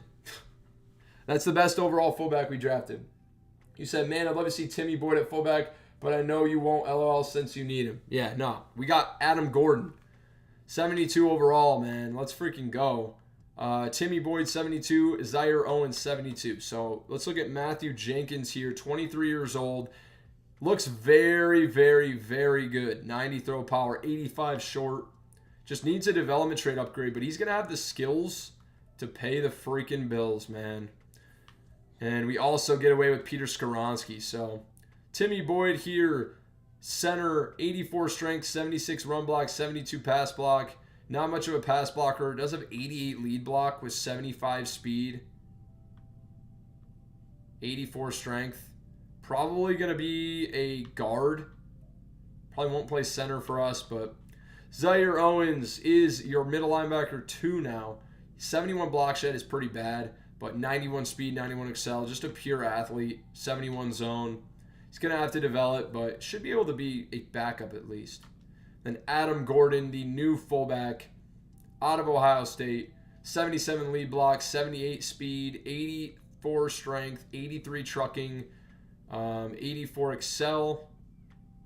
I don't know. We may move Timmy Boyd to fullback. He's got 88 lead block, so we'll see. We'll actually see. I actually might do it for the first time in history if we can find a way. But holy shit, Rashawn Huntington was not that good. Luke Davis, the corner, was the best. 80 overall. Then it was Kyrie Judge. Then Mello Thomas. And then a severe drop-off. Matthew Jenkins was actually a top 5 true talent. Let's freaking go, boys. Top 5 quarterback. Just wish he had a better dev trait, man. But, yeah. Feel pretty damn good about that then. And, yeah, we're feeling good. We're feeling good. And we are headed for week 1 here. This is going to be a very pivotal season as there's a lot of cap implications in this one. So let's get the roster all checked out. And then I'm going to go get some water, and then we'll finish out the final season on stream here before we wrap it up. So hoping we can get rid of some of these guys like Alan Lazard. We need a third receiver still. But now with Timmy Boyd in, Elijah Vera Tucker still has 6 more weeks. So he'll be back in week 3. And then Timmy Boyd can start here at right guard for now. We said he'd be a guard, so that works. Need a second tight end. Need a third wide receiver. Matthew Jenkins should have weapons to throw to, though. Defensively, we're in a good spot. Zaire Owens at middle linebacker 2. Outside linebacker, a big need for us as well. Could honestly put Will McDonald at right outside linebacker. That's actually what we're going to do.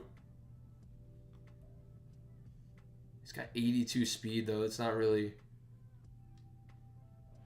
What happened to Quincy Williams? Did he retire? Or did we not re-sign him? We might have let him go. No, he's right here. The fuck? Why is he not starting?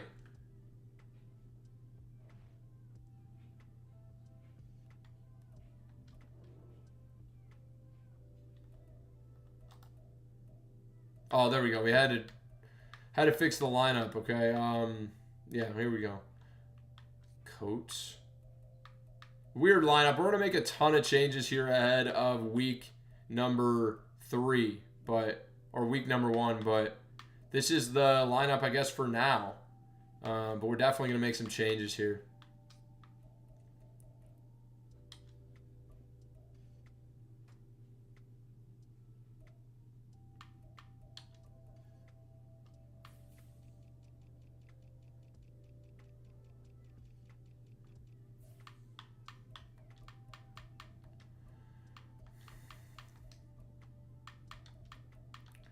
Okay.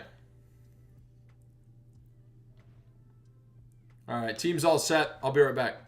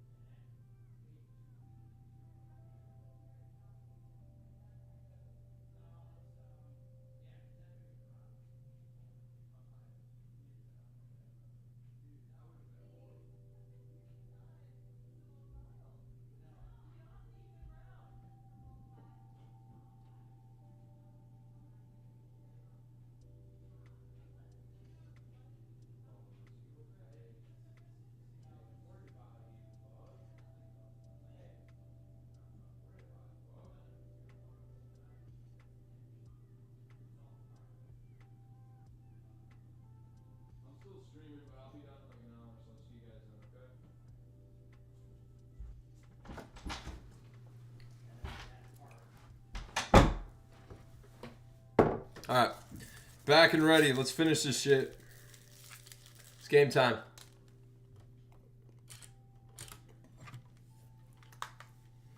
Okay.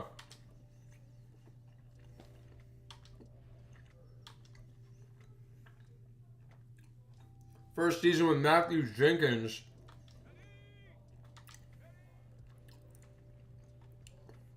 Already better than Scioli. Okay. Already better than Scioli finished his first season. He's got +3 overall on him.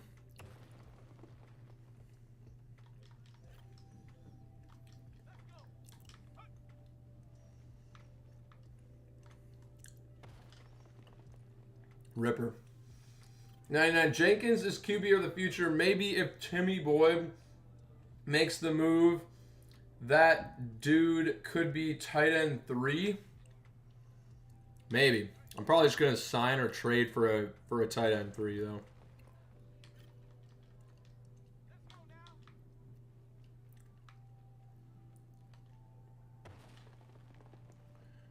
God, this drill's so fucking hard. God damn it. All right. That is excellent. Clicked it. Shit, dude. All right, I gotta dial in.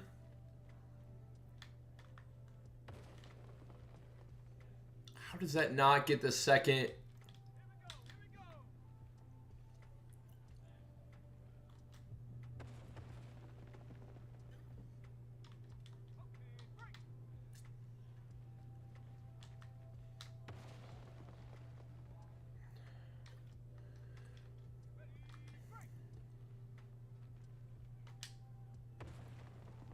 Bullseye there. That'll help, but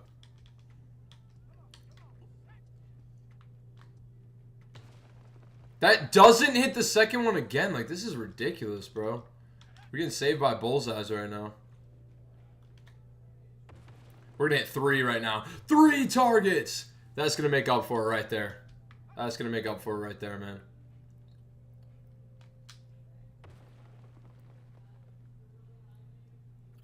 That's gold.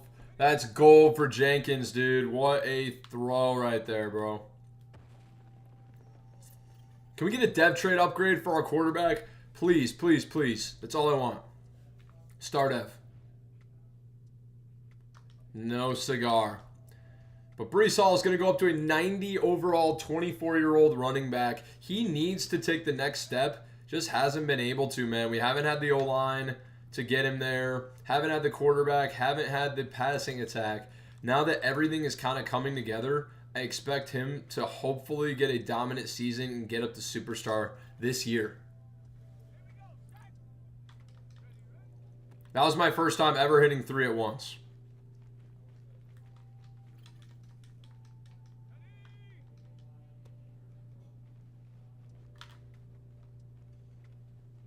Here we go, Breece.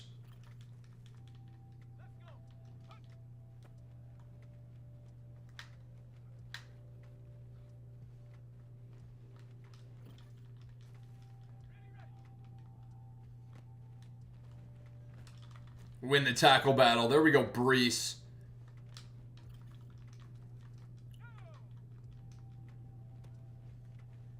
Good block from the new fullback, man. What a find in the 7th round. We get a 72 overall fullback in the 7th round. It's pretty crazy because last year, the first year, we got a 62 overall player in the 4th round. So, I mean, like, that's a crazy find. Crazy find. He was probably easily the best fullback in that draft. And a top 50 probably overall player in the draft.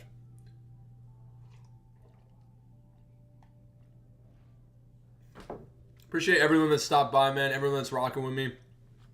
If you haven't dropped a like already in the stream, man, would appreciate if you would. Really helps me out. And Jalen Butler now.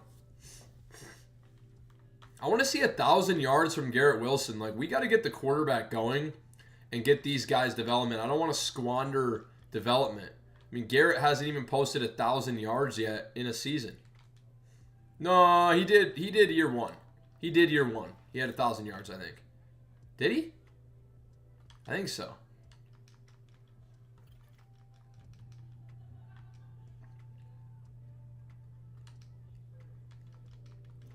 Love to see about 4,000 yards from Matthew Jenkins in his rookie year. He's got the weapons.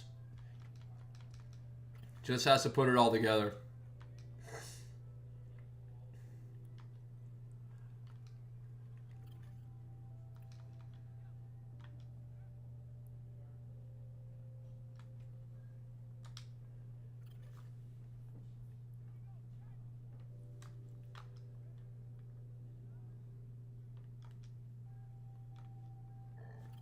There we go. All right, gold for Butler. He's going up to an 84.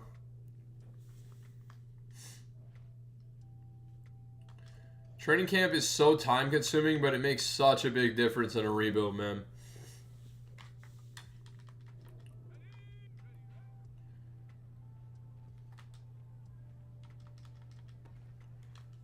We're out of bounds on the first play from scrimmage. You gotta be kidding me.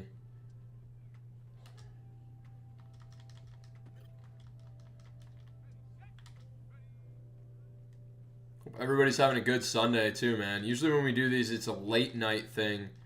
So kind of fun to do it right now. Midday, you know what I'm saying? We might do more of these.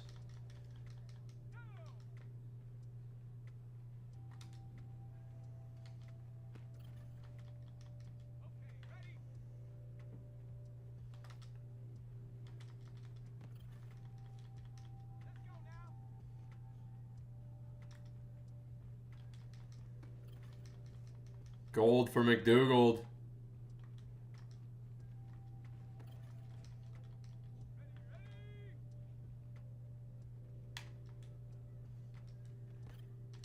There we go.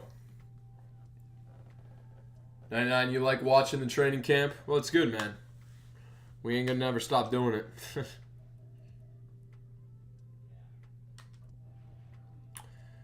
Trench battle. Jermaine Johnson's over an 85 overall now. That's pretty cool. Definitely want to continue to do it with him, I think, at this point. He's our youngest, most exciting pass rusher. And we need to start to think about who else we want. Starting to move on from a couple of these like mid guys and maybe move multiple of them like Bryce Huff for an actual stud. You know, so we'll see how this draft class looks, but that may be on the horizon as we try to really get this team over the top from, 5-1 start to a 2-9 finish or whatever it was that's just unacceptable. And the team was overperforming, I will say, but I mean, good God, it was bad.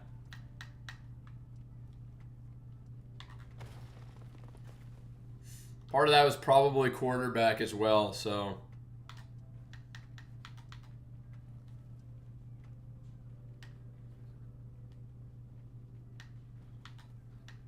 Get out of the drill, man.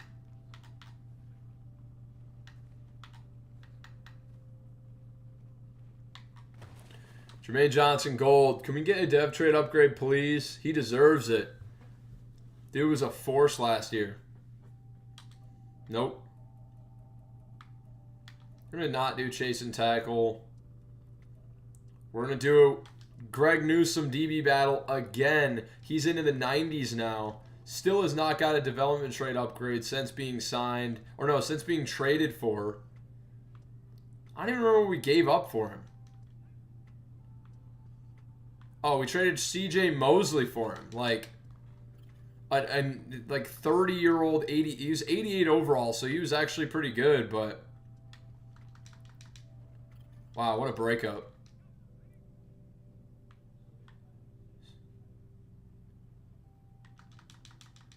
Intercepted. Let's go, baby.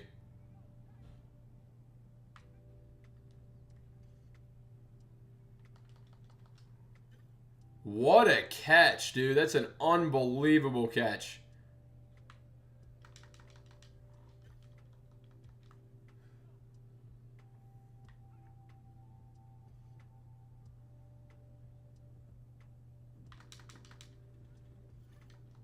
These are This is an absolute battle in training camp between Newsome and the young guy. What? Dude, I can't even remember what his name is. There's so many names to remember, bro. Skill point. We'll do a secondary DB battle. DJ Reed's up to 28 years old. Tony Adams up to 77, 26. Safety is a big position of need for us as well. So if there is a good safety in this upcoming class, we'll definitely ball out for him, as I think it's our biggest position of need. I just got stiff arm into the turf. Holy smokes, it was immediate from Butler.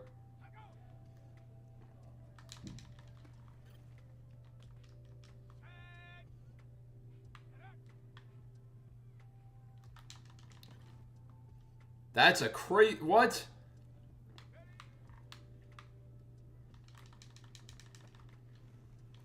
What?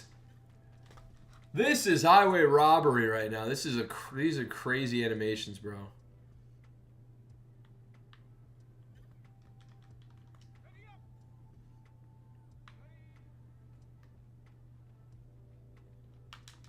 That's mine. Let's go.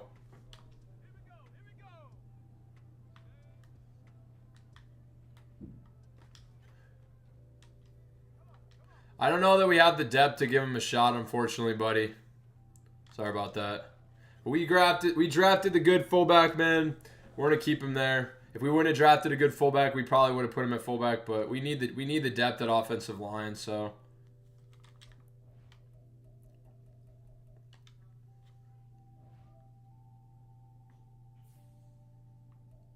okay, let's go to regular season.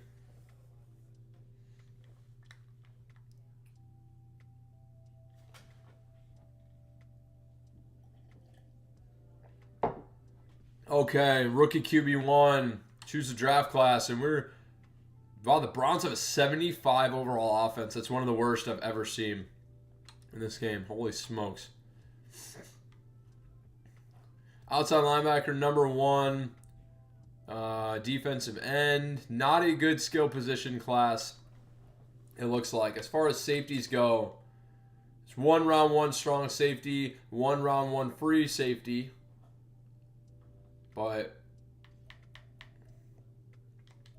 yeah, we'll probably have to reset our scouting as well, just because I think our focus was wide receiver and quarterback, and we've got our quarterback. So let's get the scouts changed.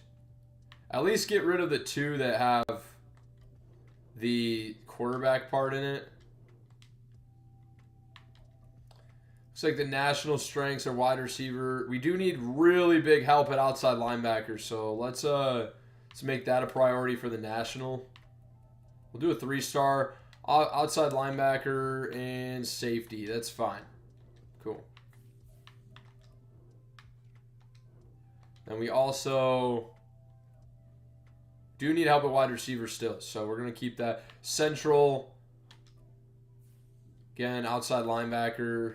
Probably at this point, wide receiver and outside linebacker are our biggest positions of need. We need a 1-star? And we need a 2-star.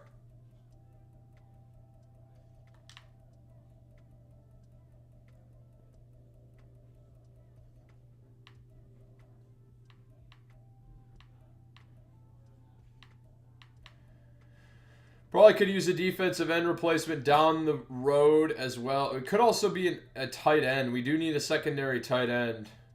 We'll do defensive end and outside linebacker. Cool. All right.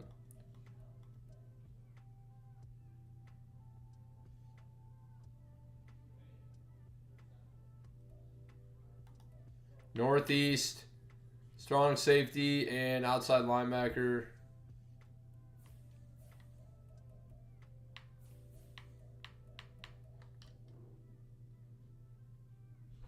Nah, we do need a corner replacement for DJ Reed too, because this is the final year of his deal. So we're gonna keep the scouts as is, and I feel like we're in a good spot, man. Do have upgrades here ahead of week 1. Matthew McDougall gets an upgrade up to a 79 overall.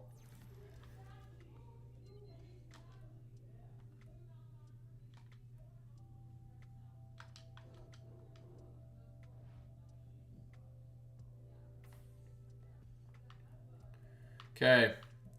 And, yeah, let's just make sure we've got everybody in the right spot. Let's check salaries. Anywhere we could shore up some money. Save some money. Doesn't really look like it. Quincy Williams, the only one we could really save money with, but we're so weak at outside linebacker. Only way I'd be interested in doing that is if we could facilitate a pick for it. But I don't think that's on the table. So, probably going to just... Actually, we probably could use the money. So, we'll probably try and trade Quincy Williams right now. And see what we can do. Really could use him this year, but I mean, if we can get a better or a more serviceable outside linebacker for him.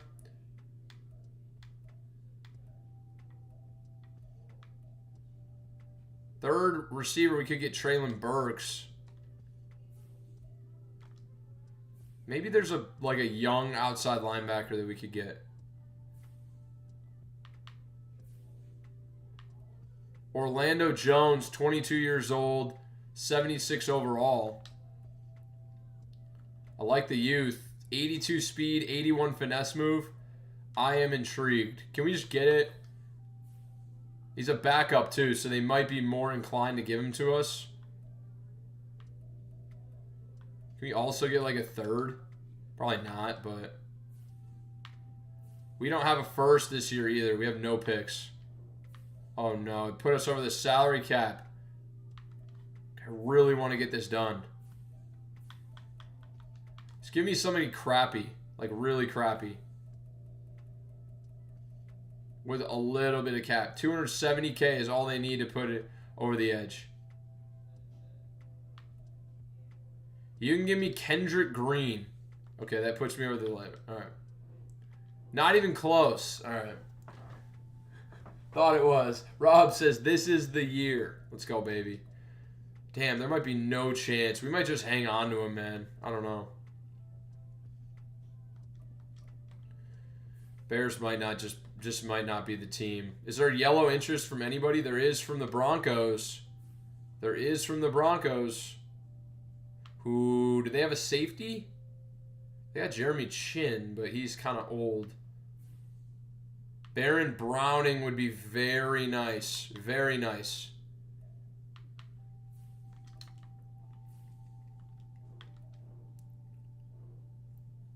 Done deal. Okay. Straight up, we're sending Quincy Williams over to the Broncos for Baron Browning. I don't know why they would do this. He's -3 overalls, but he's 3 years younger. So, we get younger. We also clear a little bit of cap. I'm happy with it. And, yeah, let's, we're going to advance to week 3 where we can start to re-sign some guys. I want to get an idea of how the cap situation is. And we lose to the Browns, who had 75 overall offense, 27-16. You got to be kidding me. Seriously? I feel like we're just way too good to be losing games like that. That's ridiculous.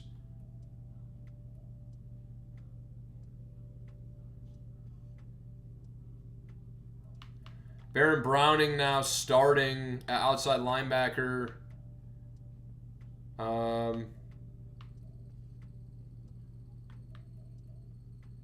Need to get a replacement for Coates. We gotta switch up the depth chart a little bit here, because I can't have Matt Coates at outside linebacker. He has 88 speed. Maybe we'll just give him a chance. We'll give him a chance at outside linebacker. This may be a longer term rebuild, but we'll give him a chance. I don't mind. Let's give Matt Coates shot at glory here, but the specialists are fine. It's fine. The Browns are just really good in simulation. I'm not sure how they scored 27 points, but whatever. Let's go to week 3. Can we beat the 0-1 Bills, please?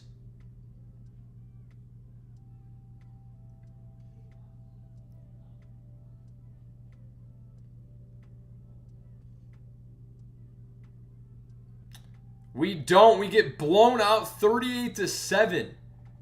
Dude, what are we doing, bro? This is terrible. We are playing terribly in simulation. Matthew Jenkins, what are we doing? Jesus Christ, man. Okay. That's frustrating. Sauce Gardner wants a mentor at the cornerback position in order to re-sign. Breece Hall wants to be here. We'll focus on him first.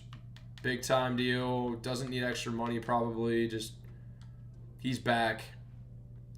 Garrett Wilson needs to be back. Jermaine Johnson needs to be back. He needs a big time deal. We'll give him 4 years. Probably needs a little bit extra. He's back. $87 million left to get Garrett Wilson, Ika Mekwonu, and Sauce Gardner all back. Should be doable. But we need to sign a mentor at the cornerback position and then throw him in the lineup. So let's get that done.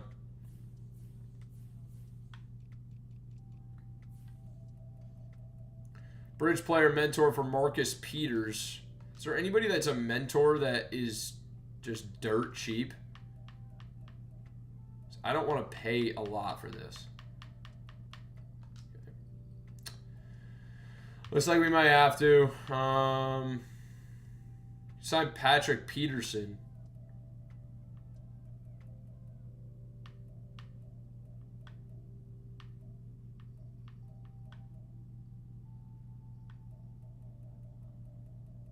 We'll sign Marcus Peters. He's probably the best one. It's similar price tag, $2 million. And then that'll get Sauce back for a lot cheaper.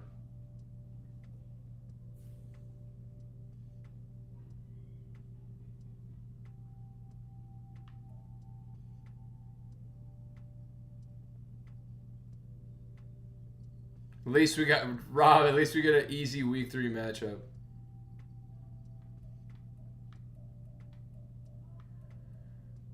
We're gonna keep Matt Coates for sure. We'll cut Joey Bryant.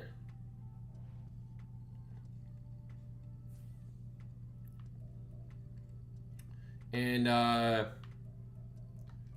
just put Marcus Peters in the lineup, and then we should be able to get Sauce back for pretty damn cheap. Bench Brandon Eccles.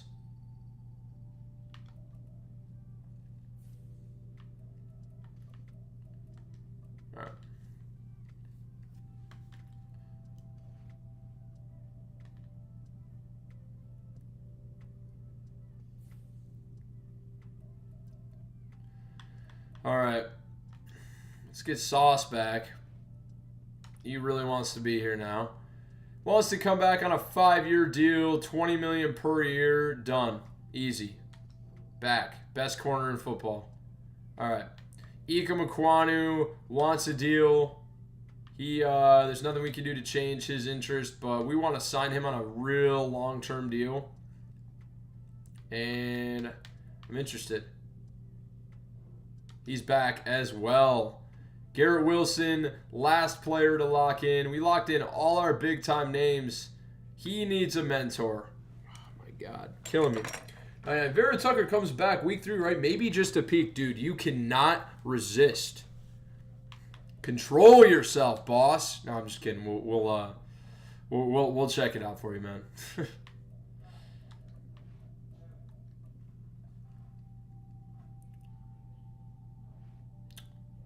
So we need a receiver with the mentor tag. So we are headed back to waivers to get a receiver with the free agent mentor tag. Holy shit. Okay. Hold on. Levante David has X Factor and he's on waivers. Yes, he's old, but intriguing move would be to pick him up and put him at outside linebacker. He's $3 million. That's pretty damn tempting. I'm not going to lie. We may do that. But right now we need a receiver. Odell Beckham. $2.96 million. Star development still. He's got the mentor tag. We'll put him in the lineup as well. Roman Empire or your crack. Yeah, dude. I mean, I feel like you just cannot resist mentioning fullbacks. We're going to put you on a fullback quota. You cannot drop the term fullback more than 3 times in a stream. Forrest Tate, 23 years old, star dev. I mean, honestly, now that we signed Marcus Peters, we signed Sauce, I'm just going to cut Marcus Peters now. So...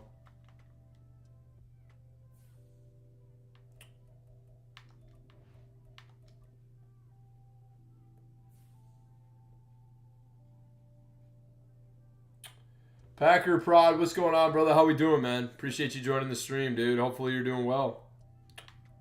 We are rebuilding the New York Jets.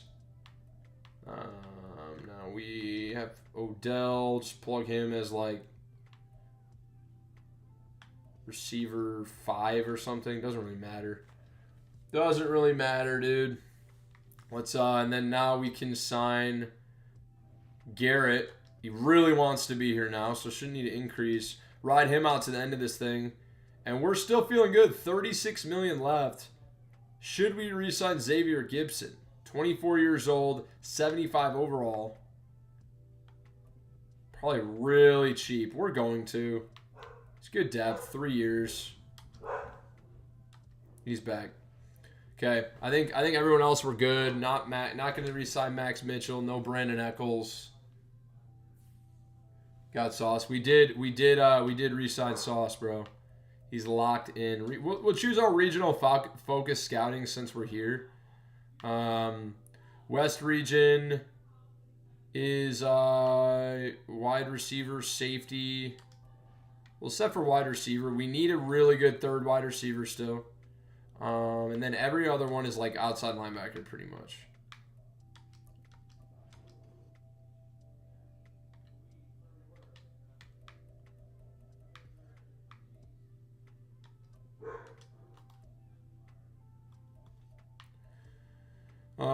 This one is